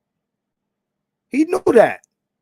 But he's telling you to elbow. This is the advice. What are we, mentally masturbating on the internet where we are having these fantastic dreams where we just walk in and elbow a bitch and run shit? That shit don't work in real life. And niggas, this is what niggas follow to hear. This superhero story, this narrative. Then you woke up. You claim your territory. You claim your house. You claim your community. You claim what's yours, man. You don't ask permission for what's yours. So that's not happening. Your motherfucking car. You're gonna go ask the fucking thief if you can have it back. There's never been a time in U.S. That's what kind of sense you making right now, Marcus. There's never been a time in U.S. history where black men have not fought. Never a time in history. You know that. Never a time in U.S. history. Brother, we've been fighting since we got here. I just told you about the 163 slave rebellions that have been documented. Agreed. We've been fighting. But okay, we still fighting. Some of you brothers are so fucking pussy whooped and so sipping. We didn't win slavery. They abolished slavery. Okay, let's get that clear. The slave revolts didn't result in the abolishment of slavery. It was a part of it. It was costing a lot of money, but the North ended that shit because they looked at the South system as a problem. We know the fucking history. It wasn't about free the slaves. Slavery is bad. We need to free these people. It wasn't about that. This ain't South Africa. This ain't Mandela, nigga. We didn't win our freedom from slave revolts. Just like elbowing bitches ain't going to create this black patriarchy. Fucking afraid of fighting these bitches. Nobody. You're so fucking weak-minded. You're so pussy. You want to keep these bitches happy with all this. You want to be validated. You're afraid to fight back. You don't. He's talking to the wrong nigga with that validated shit. You don't. You're not man enough to put a bitch in her fucking place and say, "I got it." And goddamn it, I promise you, that's exactly what black women want. They want you to put them in their place. They're tired. Listen, son. Listen. I'm the right one. Listen. Continue. Listen, son. The fuck is you talking to? See, this is understand how this started. Now you get it. Marcus, you're attacking Dennis Spurling. Now you get it. You get it now? Disrespectful shit. I'm on this man's platform. I'm trying to be respectful. See, son, you already know because you're from the BX. Son has a different meaning on the West Coast than it does in New York. Son in New York is S-U-N. It ain't S-O-N. I call my brother's son because he shine like one. Do y'all understand now? Oh, you're attacking him. You're a hater. You're a stan, Marcus. Nigga saying, you're weak. I'm gonna be validated. I'm supposed to rock with that. Hopefully, people who follow Dennis see this. Black women are sick and tired of having to be the men in the black community. No, they want to be. No, you're not listening. They want to be. Son, they are sick and tired. No woman wants to be a fucking man, son. They popping pills, they getting drunk, they're eating too much because they're self-medicated, because they're tired of black men not standing up and pushing their ass out the way, and so that they can be women again. Then why they not raising productive sons then? Son, they want you to push them the fuck out the way and take your children back. They're raising. So why you ain't do that, Dennis? Why you ain't push your ex-wife out the way and take your children back? No, you had to go through court because you knew you couldn't do that, Dennis. So why are you telling other black men to do that and fuck the consequences? And yes, I might be older than Dennis. I don't know how old he is. I definitely look better. Yeah, I said that. That motherfucker look like he got a Brillo pad for a washcloth and shit. Face cloth. Let's go. Yeah, I said it. They want you to take the children away from them and put them in their place. Black women are standing between their brother. You know, okay, you know what? I don't really know what else to say. It sounds like you like to argue. I appreciate that. This man said, "Come bring the smoke now." Oh, you like to argue? Telling you exactly what women want. They want you to put them in their place. But the numbers don't say man enough to do it. If you're not man enough to put a group of women in their place, how the fuck you think you're gonna deal with these white supremacists? I don't have them problems personally. I'm talking about. But you don't have a woman. No, I'm not saying that I don't have a woman. I'm talking about numbers. I didn't say I didn't have a woman. I didn't say I did have a woman. This shit ain't about me, bruh. Don't play that fucking Jedi mind trick deflection bullshit that you did with them other dudes. It don't work with me. This shit ain't got nothing to do with what I'm. Listen, if I posted enough receipts on this motherfucker, motherfuckers be offended. I don't. This not about me. You're trying to move the goalposts again. Straw man shit. Yeah, you didn't fight hard enough. Yeah, I'm talking about all black. You understand that black boys have a reading problem in this country, right? why is that, son? Why is that? Because Why is that, fathers are brother? being Why pushed is that? out of the home.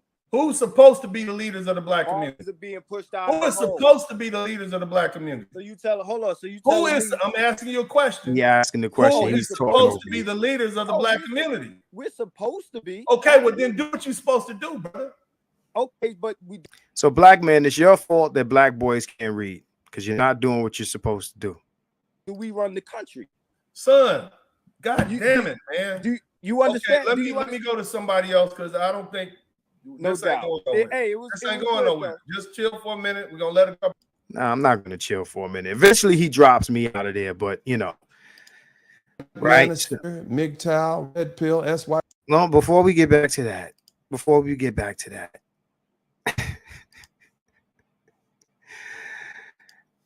I'm not. Listen, I ain't say he said it. He said it. He said it. Oh, y'all gonna love this next one. Y'all gonna love this next one.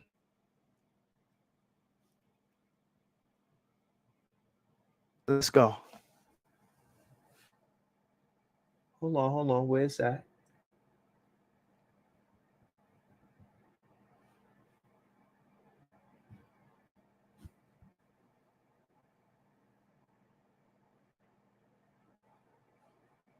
Oh shit, what the fuck?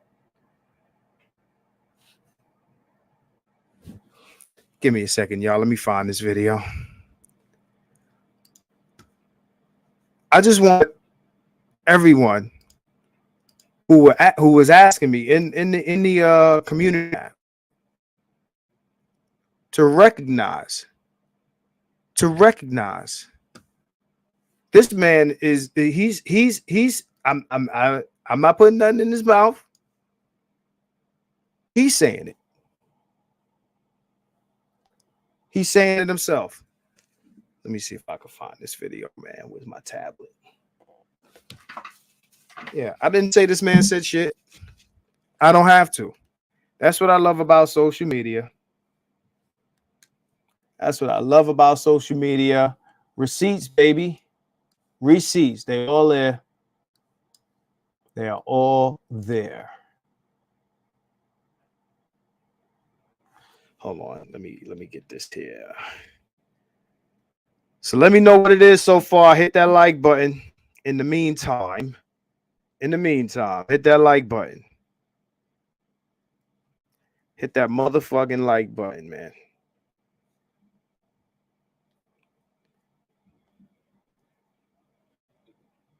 Now you're doing 27 years in the penitentiary. Yeah, this is the man. This is the guy. Support marriage. I support you being fathers. I would never. This is the guy that we should. What's up, y'all? This is Dennis Spurling. Okay, here we go. Let me drop that. Get a few minutes to come through.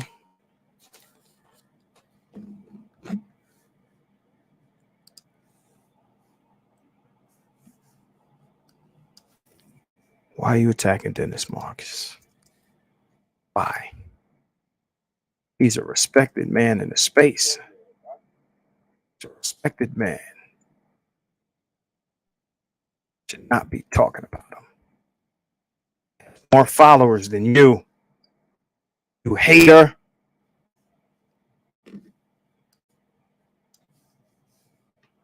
Listen, son. Shut up when you're on my show. Oh, man. Oh, man. Look. Hold on. Okay, here we go. Glad you. Thank you for bearing with me. Thank you for bearing with me. Let's go, y'all. Let's go. I asked y'all who this man sounded like, right? This is Dennis Spurling. I'm coming back at you with one of the heaviest hitters. Now, this is an old video. A lot of people didn't see this. Let's start this. I want y'all to hear how this introduction goes. What's up, y'all? This is Dennis Spurling. I'm coming back at you with one of the heaviest hitters that we have on the internet right now, Mr. Amiri Brown of Great Liberators. This brother is deep. He's intellectual. And he's one of the people that I want to hear what he's saying when he speaks. I mean, any of you all who follow YouTube, you know about Amiri Brown. He's been around. I mean, I don't know where this brother came from, but his ability to analyze situations and social events is remarkable. And I mean, on the level of like a Harvard scholar or higher, this is the type of mind that we're dealing with here. So, you know, it's my pleasure to introduce you all to Brother Amiri Brown, and the man who really needs no introduction. Man, I'm about to bring him in right now. Let's get the brother in there. What's up, man? How you? Hey, how you doing, brother? How you doing? I'm great, man. It's an honor to have you here. First of all, It's an honor to be here, man. You know, you're a highly accomplished brother. You know, you speak with authority and with clarity and with discipline. And so it's just an honor to be able to, sit here and chop it up with you. Oh man, well, here's the thing. It's just as much of an honor for me to have you here. So I'm gonna get straight into it, man. But if you will, just tell them a little bit about yourself. I know you're a father. You're definitely a YouTube phenomenon. Right. You've made the rounds on YouTube, and I've watched you change. Yeah, I would say over the past 2 or 3 years. When I first heard you, I'm like, okay, brothers, it's hard to argue with you. I can see some things I may or may not disagree with, but it's almost like you've evolved. You're somebody. I guess wisdom and the ability to evolve, or that's a sign of true wisdom, to take in new facts and adapt those facts to the circumstances. So, man, just tell us.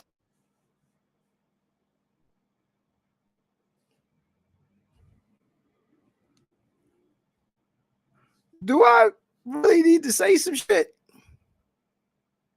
This is how he introduces this. Look. This old video. I only got like 600 some odd views. 600 some odd views on this video. That means everybody who's fucking with Dennis now has not seen this. Oh, you don't know who Amiri is? Oh, damn it. Follow the Green Gorilla channel. Add the Green Gorilla channel. So let's continue. Cause yeah, man. Let's hear the great Amiri say some things. Let's hear the great Amiri Brown speak on the Dennis Spurling channel. Right? So let's hear this. Let's hear this. Let's hear what the great. I didn't mean to interrupt you, but I wanted to put a stick pin in that point. Go ahead, brother. You never mean to interrupt nobody, Dennis. and we know what it is. Like oftentimes what they do, if a black person wants to pursue higher education, and if a black person wants to see something, a better life for themselves outside of the ghetto, if a black person wants some semblance of the American dream, they'll characterize these types of black people as either being coons or bourgeoisie or you the boule, like all these different pejoratives that they'll deploy and say that you're assimilating into whiteness. And Amiri has done that several times on Facebook. And what many of them see is they see themselves as being the authentic black because they're ghetto. And that's what I have a problem with. Or maybe it's because they're making excuses for their failures and you make them feel bad because you may have came from the same place. That's what it really is. Yeah. That's what it really is. But see, in white society, I've talked about this, how these low-class whites are the opposing end of low-class blacks, and both of them use race to hide their own failure. Amiri will get on Facebook and throw niggas under the bus. Successful men who are doing well for themselves. Call them this, that, and third, all of those names. because they won't bow down to black women. He wants successful black men to still surrender or render power unto the gynocracy. Now, y'all all know Amiri's views when it comes to, you know, his simping ways, but let's go here. It's just interesting how both these guys speak when they're on YouTube. Check this out. You have to value your womb as a woman. Mm-hmm. Like, see, and this is like something that you see many sisters want to do. They want to be positioned as the prize. They want men to view them as the prize, but they don't want to behave like it. You know what I'm saying? You want to be treated like high-hanging fruit, but you want to behave like low-hanging fruit. It doesn't work like that. Like, you, at the end of the day, you have to value your womb and value your future and value, you know, the type of life you want to give your children. So you can't just you can't be selfish and self-serving with how you behave sexually. Now, I don't want to hear the stuff about what men used to do and how men hold around or whatever, because the bottom line is, and I say this all the time, as a woman, you cannot do what a man do. The same way as a man, you can't do what a woman do. Certain things what a woman can do that nobody's really going to talk about. But what do you say to women who say that's sexist? You're a misogynist when you say I can't do what a man can do, and that's not fair. And women are oppressed sexually, and that's one of the reasons why. What is your response to that, Brown? Life isn't fair. You know what I'm saying? Like, this is what it is. Like, you have to pick and choose. Like, now, if you can say what I'm saying is misogynistic, is sexist, or whatever you want to say, but the bottom line is if you have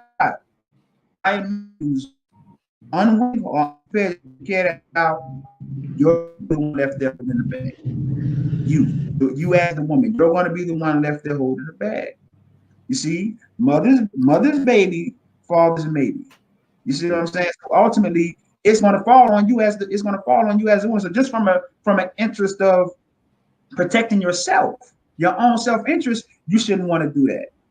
You see, many sisters have been force-fed these false narratives, and see what it really is in this modern time, we've been conditioned to view consequences as a man thing. Only men suffer consequences, not women. And if a woman shouldn't have to suffer consequences, any consequence a woman suffers, even if it's from her own hand or her own doing, it's oppression or it's misogynistic. But no, this is just the nature of reality. For every action, there's an equal and opposite reaction. You see, and so if you do it, you engage in certain behaviors and you do certain things, you're going to be the one left there holding the bag. And so as women, you should want more for your children than that. You should want more for yourself than that. See, that's why you see, like I've talked about this, like when you see these women talking about, well, I've learned to value myself. What that means is you learn to stop being so easy. You learn to not make yourself so accessible to a man. You see, but oftentimes that's too little too late. The funny thing about Amiri's speech just now is he sounds red pill. Mary doesn't talk like that. When have you ever heard him make those arguments?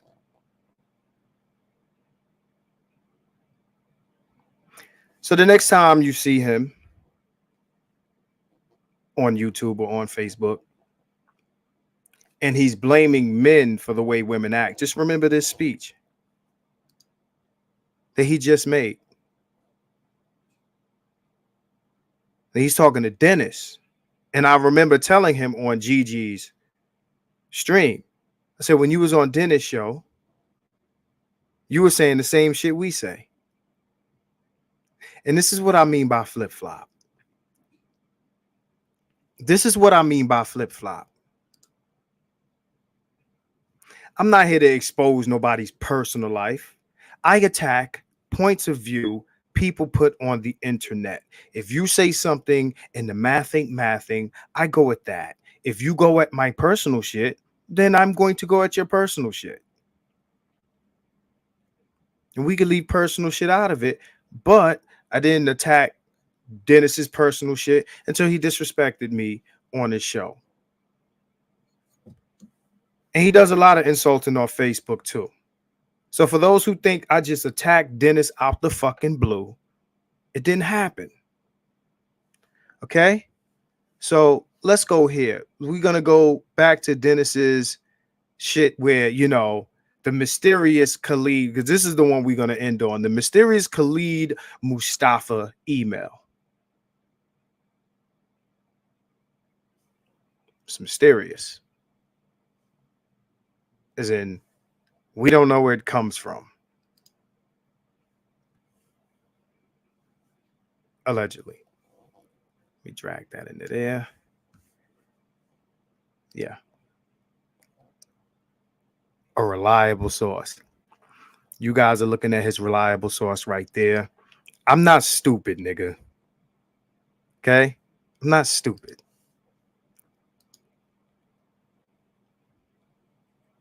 Let's do this. Let's go ahead and pull up the email that I received today. This is the email that I received from the young man who put me on notice, and I'm very appreciative. And I understand their position. So let's not be angry. This email was received by me at 10:30 a.m. And it's entitled, sent from a gentleman named Khalid Mustafa. And apparently this is a post by a person named Marcus Aurelius. I'm assuming, oh, there we go. This is also a YouTuber, KeepItOneHunned. And his name is Marcus Aurelius. And it reads as follows. This dude, Uncle D, says we hating. This is a post that I put up earlier last year. And it's a picture of a black man kissing a beautiful young woman with long flowing hair. And it reads as follows. Ninjas are calling you a grifter and a flip-flop. Now, this is from Mr. Khalid Mustafa, who is kindly informing me of what's going on, and I appreciate him. He said, N-words are calling you a grifter and a flip-flop. They talked to a couple of the leaders in the sphere who are beginning to doubt you and who are about to out you in the sphere. They're getting ready to expose your shit wide open, but they're going to tell you they aren't, fam. You hear the dramatics? Nigga, you're obvious. Mr. Mustafa, you're obvious. I recognize talking patterns, man. Just looking out. Real shit. They're on your ass, son. They said you are not Passport, nor have you ever been. And I respect that. So as I go through the comment section, and I took the time to read intensely as though I was reading a law review article or a brief.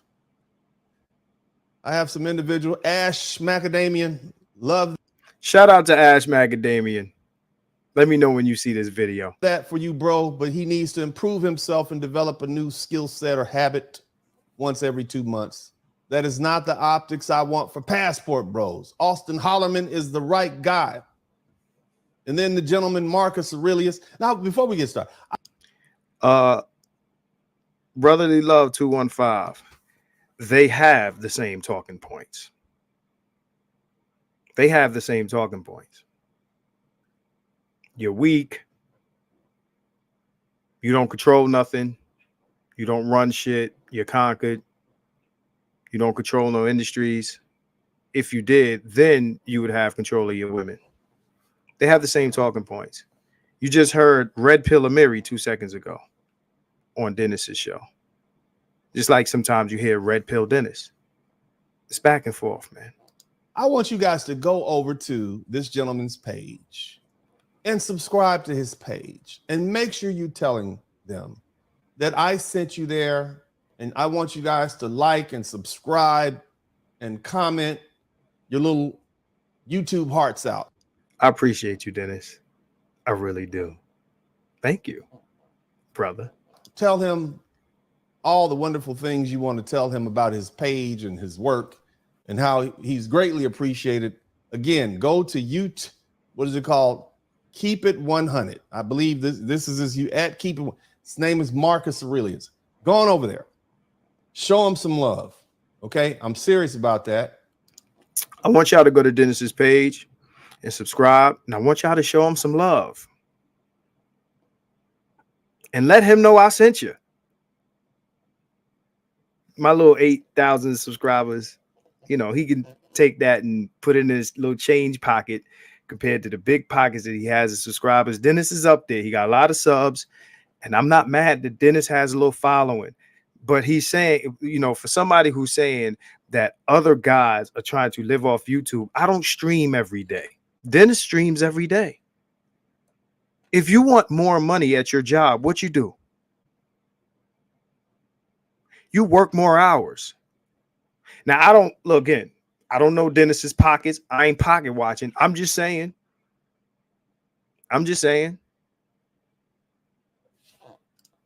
Okay. Because he's going to be your new leader. He's going to be your spokesperson. He's going to be your advocate in the black manosphere. What's his response? Dennis flip-flops every month.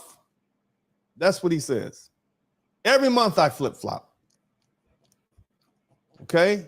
This is part of being a lawyer. This is Ash Macadamian who's trying to put up a defense for me. Thank you so much, sir. That is part of being a lawyer, winning. Shout out to Leon 008. At all costs. Ain't that, and then Marcus Aurelius coming. Ain't how that works, bruh. He needs solid arguments. That ain't how that works, bruh.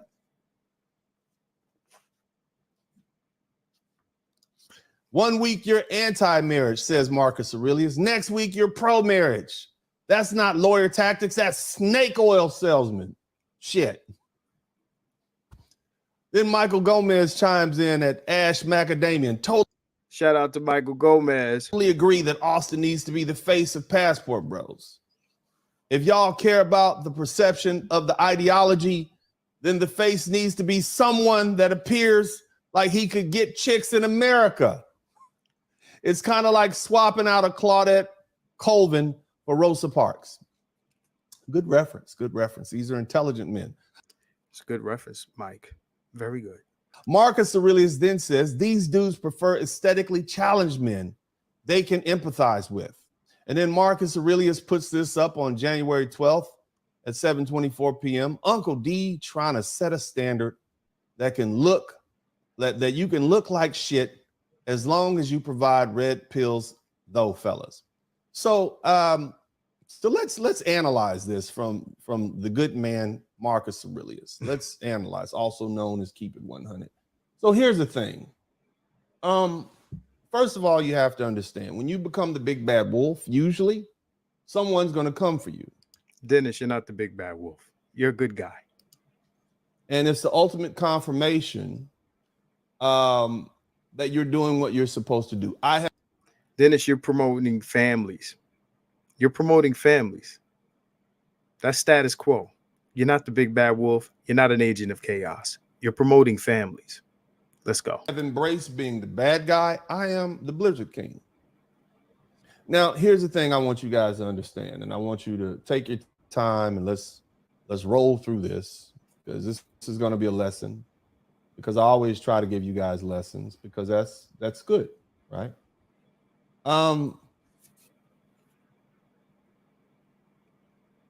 Then with this man right here, some of you all will say that he's what? You'll say he's ugly, he's out of shape, he's a fat dude, he has a beautiful woman, right? That's a problem. It's not appropriate. Now I want you to take it. I want you guys to take a look at this photograph here. Okay. Let's go on over here. Take a gander at something else. Real quick before we move on, what he didn't show you is in the comment section. I said that I want that man to be happy and that we hope that he's happy.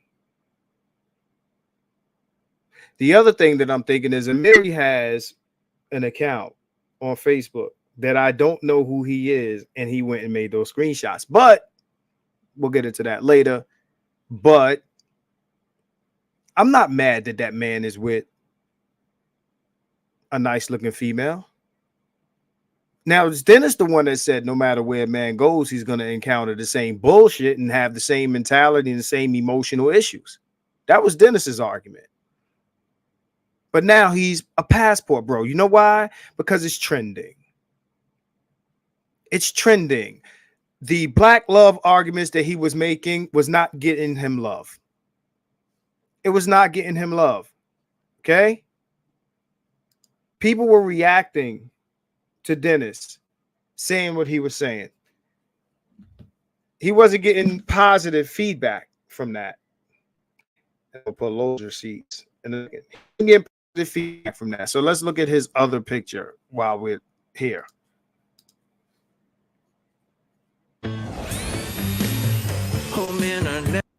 Oh, I must have cut it right there. So, yeah, Dennis wasn't getting positive feedback from the videos that he was making. So he decided to ride the Passport Brothers wave. Mind you, earlier, he said there's no geographical solution. And all you guys going overseas are going to experience the same problems. You're going to be weak once you get over there, this, that, and the other. There's nowhere to go. All the women are the same. I didn't say he said it. You heard him say it. You heard him say this. Okay? So I don't have to lie on this man. He's saying that I said he flip-flops. I'm going to leave that to you to decide whether he flip-flops. I'm not going to say he flip-flops. I'm going to leave that to you, the audience. You guys can decide whether he flip-flops or not. I'm done saying this or that about Dennis, right? As far as like what he said or what I feel about what he said or whatever. Right? So just so you see, let me show you something else here. Go to downloads. Where's those comments? Oh, I already had them. Shit, ain't that some bullshit? All right, so let's throw those in this folder. And oh no, I'm putting them in the wrong place. Hold on. Just so y'all don't think I'm making shit up, right? This shit was getting bad feedback from his people. You already saw one comment that popped up on the screen that basically the dude basically called him a flip-flopper. Called him a flip-flopper. I didn't put that there. It was there. That's from his comment section. All right. Nothing here is photoshopped or no shit like that. Okay. So let's go here. Let me know if you can read this. Mr. Spurling has to stop speaking over his guests. Give people a chance to complete their thoughts. He says, why? But why? Right? Oh, Romello, thank you for that Cash App, bro. Shout out to Romello for the Cash App. Yeah, let me know if y'all do the Cash Apps, man. Because I gotta shout y'all out, right? So, and Black Dev, I'm not a manosphere leader, and because I'm gonna get into that, but we're gonna close with that, right? So, Dennis Spurling, with all due respect, give your guests the opportunity to articulate themselves. It allows your audience to absorb both arguments. Dennis, you got schooled by Gen Z King. That was the video from earlier, Ace's Businesses. And you sound like a hypocrite. How you going to tell a young man not to war with the system, but tell him it's his fault for not controlling it? So Dennis Spurling says you need to eat before you consume those red pills.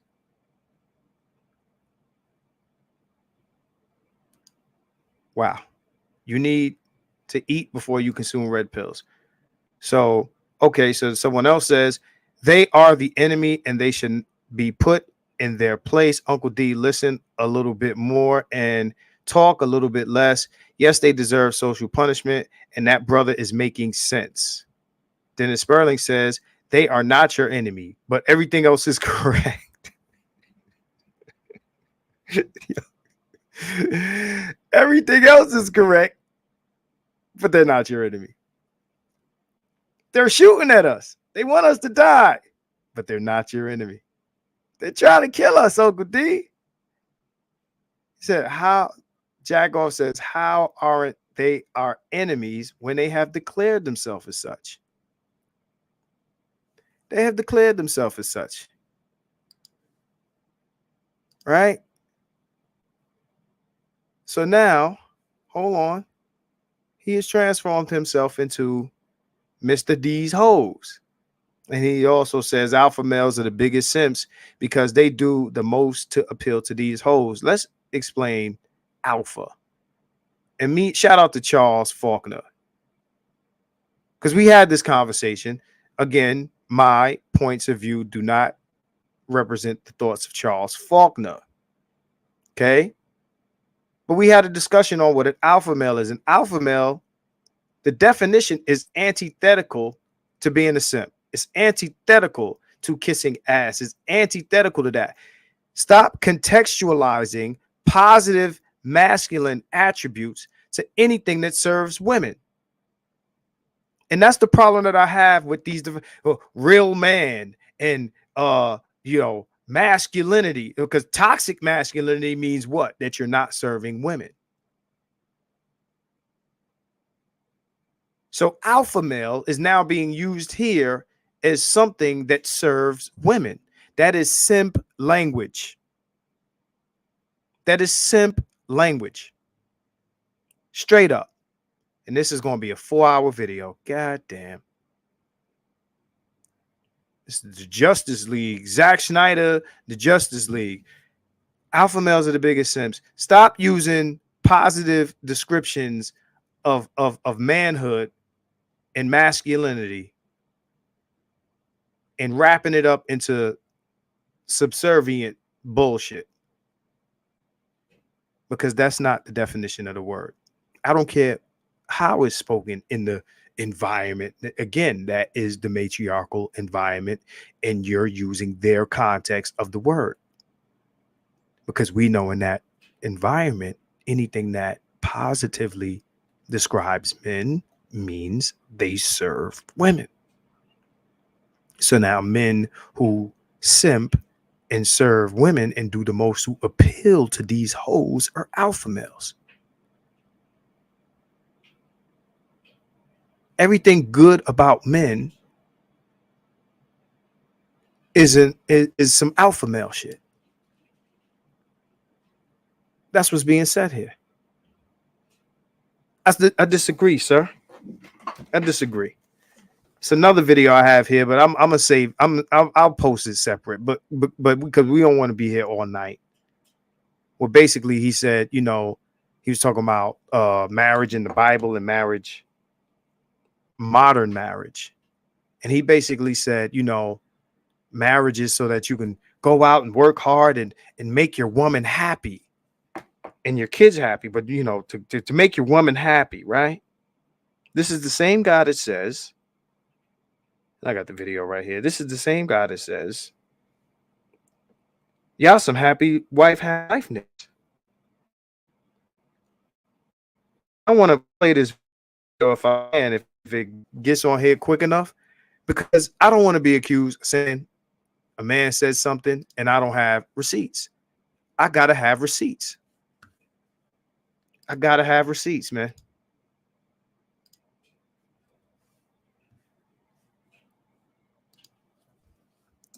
Well, motherfuckers don't believe you. Marriage as a concept and adapted it so that it benefits the state. For instance, polygamy. And I go into detail into this with my books. But the reason that polygamy was outlawed is because what that does is it allows one man with multiple resources or lots of resources to then take many women out of the potential pool for marriage. And that creates what? You create a bunch of men running around who don't have a woman of their own. And that in itself creates instability, because when you have men walking around, their sexual needs are not being satisfied. In addition to that, they don't have any goal, because a woman will give you children, the goal being to be able to provide for that woman and to be able to provide for those children. That'll keep a man working. It'll keep him motivated. He'll look in his children's face. The satisfaction he gets from his wife's approval will keep him going. If you take that away from a man and you just have him out, the satisfaction that he gets from his wife's approval. He said it, not me. Will keep him going. This is what men need to keep them going. This is a hurt man. Like, whatever he went through, no, all bullshit aside, like, whatever his divorce, whatever he went through with this woman, this is a hurt man, yo. Janadrian, damn, you late. This is a hurt man, yo. This is a hurt man. I'm not laughing when I say that. This is a hurt man. This man is hurt. He got hurt in that divorce.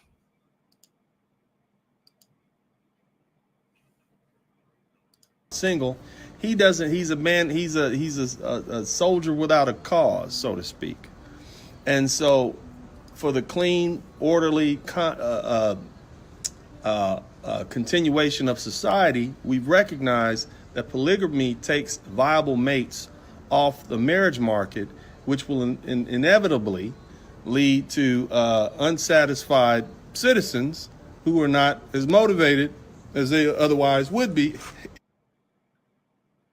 Not as motivated as they otherwise would be. So this is the guy that said, I'm female validated, but he's making a case for marriage because men need women to be motivated in the context of seeing them happy. Making your wife happy is what will keep you going. Sounds like validation, if you ask me. So let's close this out. Let's close this out because we all got other shit to do. Thank you for sitting with me for all this time. It took some time to prepare this. Shout out to my man, Mr. Huff. I don't want to say his first name, but shout out to him. He helped me out with this. Oh, Hassani, you're still here. Shout out to my man, Hassani. Okay. This was to give a better understanding of how this thing came about. If y'all fuck with me, give me the benefit of the fucking doubt. Oh shit, I'm muted. No, I'm not muted.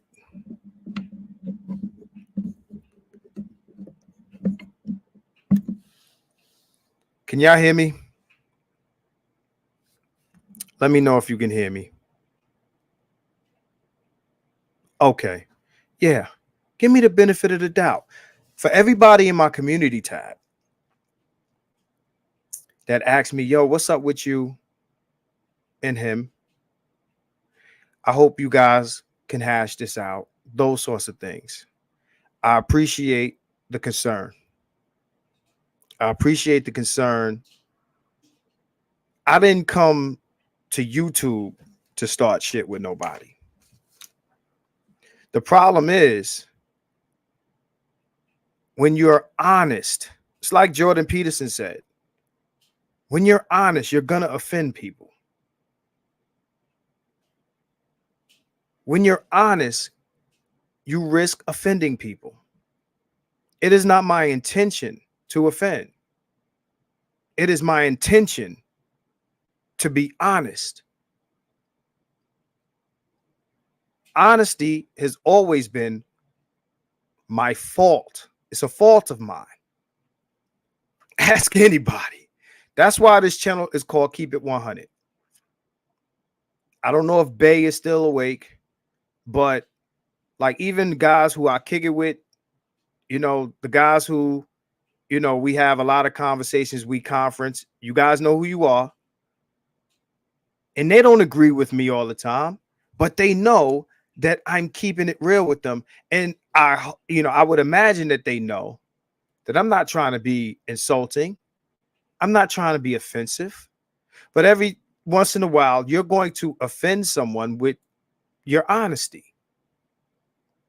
I'm not here. I don't create videos with the intention on going viral. I don't create videos with the intention on gaining subscribers. If y'all rock with me, y'all rock with me. I'm cool with it. If y'all don't like me, my face, or the sound of my voice, and you decide to unsubscribe, that's cool too.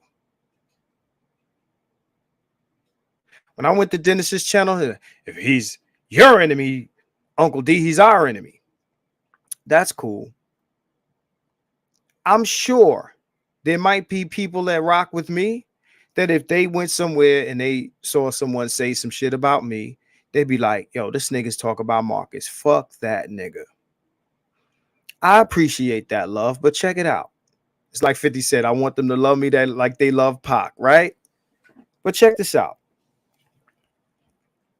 Nobody, me, him, nobody is above reproach.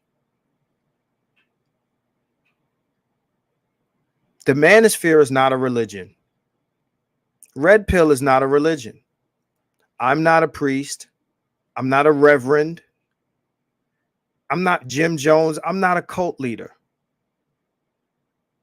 I'm not here to lead a cult, nor am I here to be a member of a cult.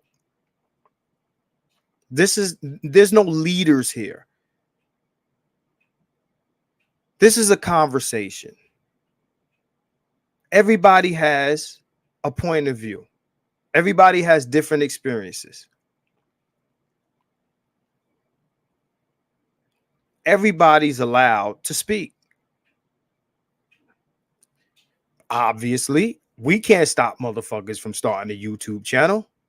Now, if you say some crazy shit, somebody's going to challenge it. If I say some crazy shit, BGS will come and check that shit in a minute. Bay will come and check that shit in a minute. Shit, the Green Gorilla will check that shit. And whether they decide to do it publicly or not, either way. And these are my guys. They can DM me. They can hit me. You understand what I'm saying? Me and Dennis are not fam-a-lam. He's a guy that I know from the internet. I'm a guy he knows from the internet. Right? So we shot some shots at each other. All right? Because of a difference of opinion. It's not beef. It's not beef. And some of the things he said, you know, even though he was being facetious, you know, go to this man's channel, follow him. Bro, the man mentioned my name. I'm 8 subs. And dude's like, yo, why you listening to a sucker who got 8,000 subscribers? Like, your opinions and your point of view can't be valid because of your numbers. That is cornball shit. I don't play politics.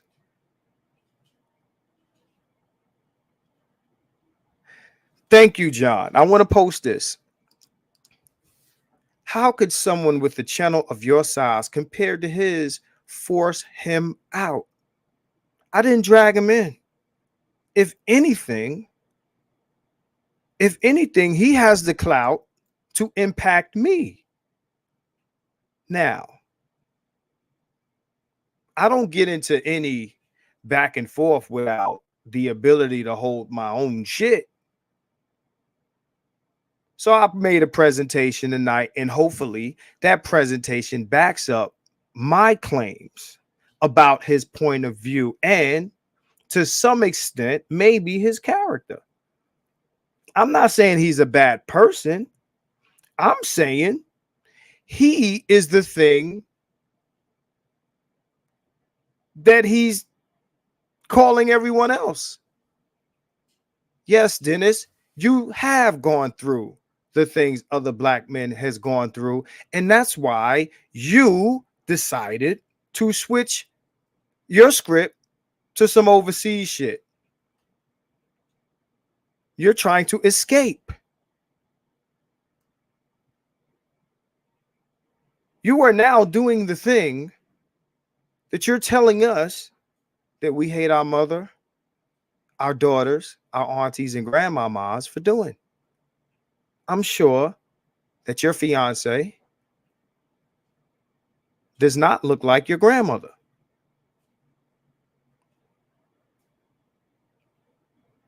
A lot of people use this space to boost their numbers and then they roll out. This is Dennis's maybe third or fourth time saying he's out of the manosphere. I remember an old video, I couldn't find it, of him saying, "Oh, I'm out of the manosphere."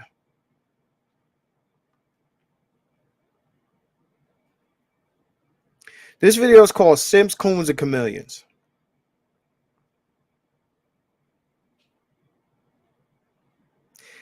If we're talking about people who push one narrative and then next week they're pushing another one, and it's not speculation at this point, I presented some pretty damning shit here. Then you're a chameleon. And I think that this space looks out for females who play the grifter role. Yeah, come at Sister George and just pearly things of this one and that one. And a lot of those things may or may not be valid. Y'all looking at the women in this space, you know, some people might look at Shay or whatever, and they say, oh, these women, they're grifters. They're only here and saying this stuff to make money.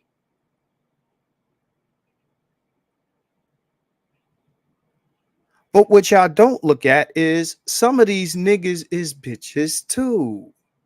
Understand this. The picture that he posted with the big guy kissing the Latina. I'm not mad at that man. I'm not mad at that man. But somewhere in that video, he says, I want the short, the tall, the fat, the ugly, the this ones, the that one, to all be happy. So do I. People in hell want ice water. What I say is be the best version of yourself you can be to get the best result from life. He went to school to become a lawyer, got several degrees hanging in his office. So he understands what hard work to put your best foot forward and, you know, become the talented 10th and the bootleg and all that shit. Why does that end when it comes to relationships? Isn't this the same thing we tell women? The body positive women. These women that want men to take them as they are. It's like your boy Ace's business says, you know, I'm not telling men to do anything that I wouldn't do. I'm not telling men to do anything that I wouldn't sign up for, anything I wouldn't sign up for.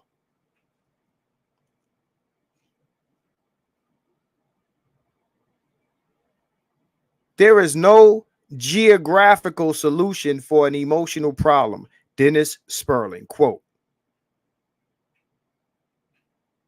But he's the passport bro, which is trying to solve your woman issue geographically. I have another video here. I won't play it, where he says, you know, he's talking to Amiri. He said, oh, guys want to be patriots, but they don't want to pay all the bills. It's not red pill. Dennis Spurling is extremely royal blue pill. And that's cool. Charles was good. Oh, you're late as hell. Officer of the goddamn law. I'm just saying. Again, honesty. A lot of times it get your ass in trouble. My mother said when I was a kid, she said, yo, one day your mouth is going to get you in trouble. I'm not here to kick up dust. I'm here to keep it 100. If I lose followers, lose subs, if people don't fuck with me no more, this and that, let me tell you something. You want to be here for the fuckery. Love me or hate me. Are you not entertained? Isn't that why you are here?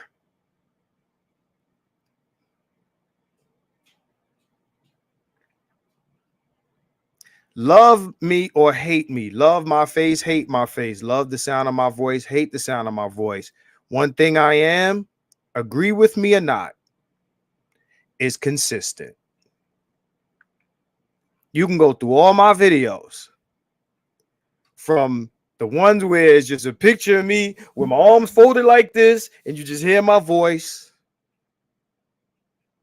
Those are pre-uploads all the way up to when I started going live on YouTube. My position hasn't changed on shit because I've been this way since I'm in fucking junior high. I'm consistent. And I'm proud of that. I'm consistent. Whether you like what I got to say or not, I stand on what I say. This wasn't going to be no, well, I ain't mean this. No, what I meant to say, or let me clarify, or walk back shit. I will not. No, that's not my style. I say what I say. I mean what I mean. I stand on my shit. Brooklyn, son. Word is bond. My word is my bond.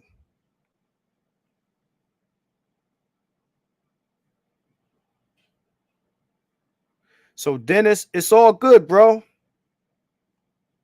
It is what it is. Dennis ain't threatened me. He didn't threaten my family. He didn't take the shit left. He has a point of view. I got a point of view. He says some shit. I said some shit. It's words. Can't hurt the God. But I'm going to respond, man. I don't care how many subs or how long. None of that shit matters to me. And nobody called Dennis a light-skinned nigga in a suit. That shit is fantasy. He made that up. Show Dennis or whoever. Screenshot a picture of Marcus Aurelius, a screenshot of Marcus Aurelius calling this nigga a light-skinned nigga in a suit. Screenshot anything with it, you know, I guess me and Ash Macadamian and Michael Gomez are the manosphere leaders that want to throw.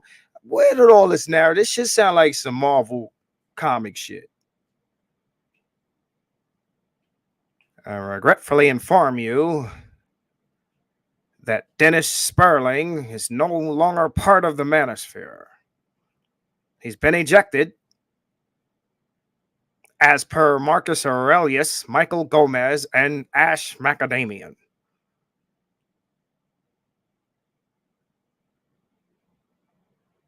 This is some funny shit.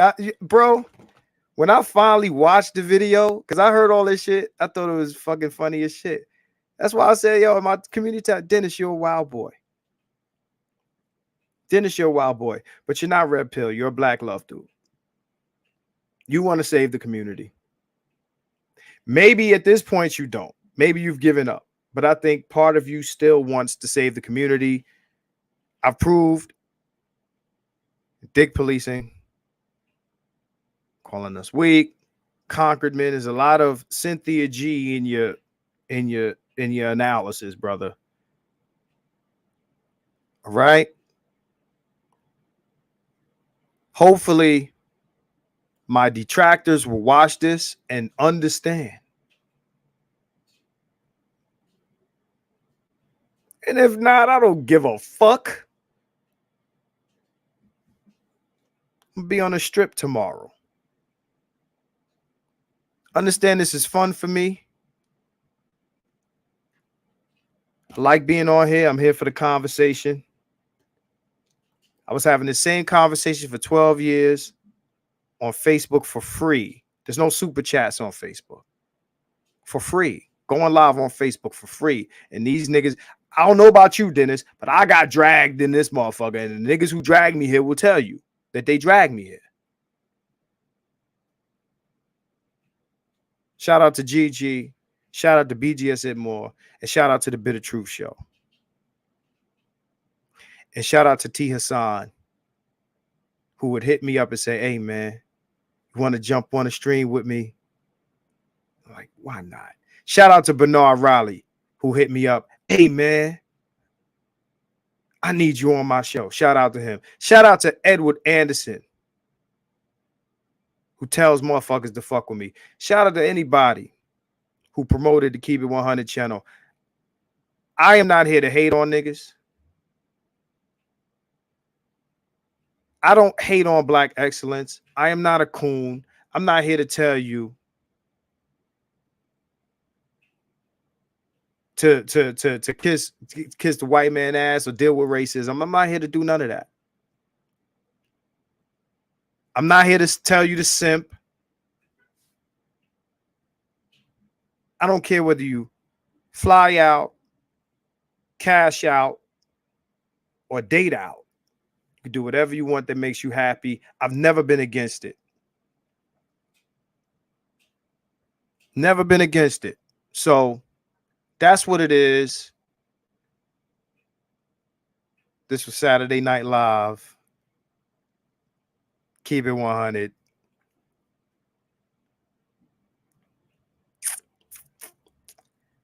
Appreciate it. Like, share, subscribe, and all that other good YouTube shit.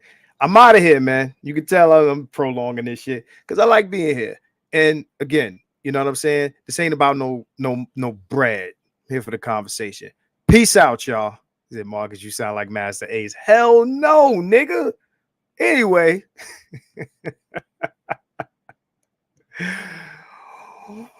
100.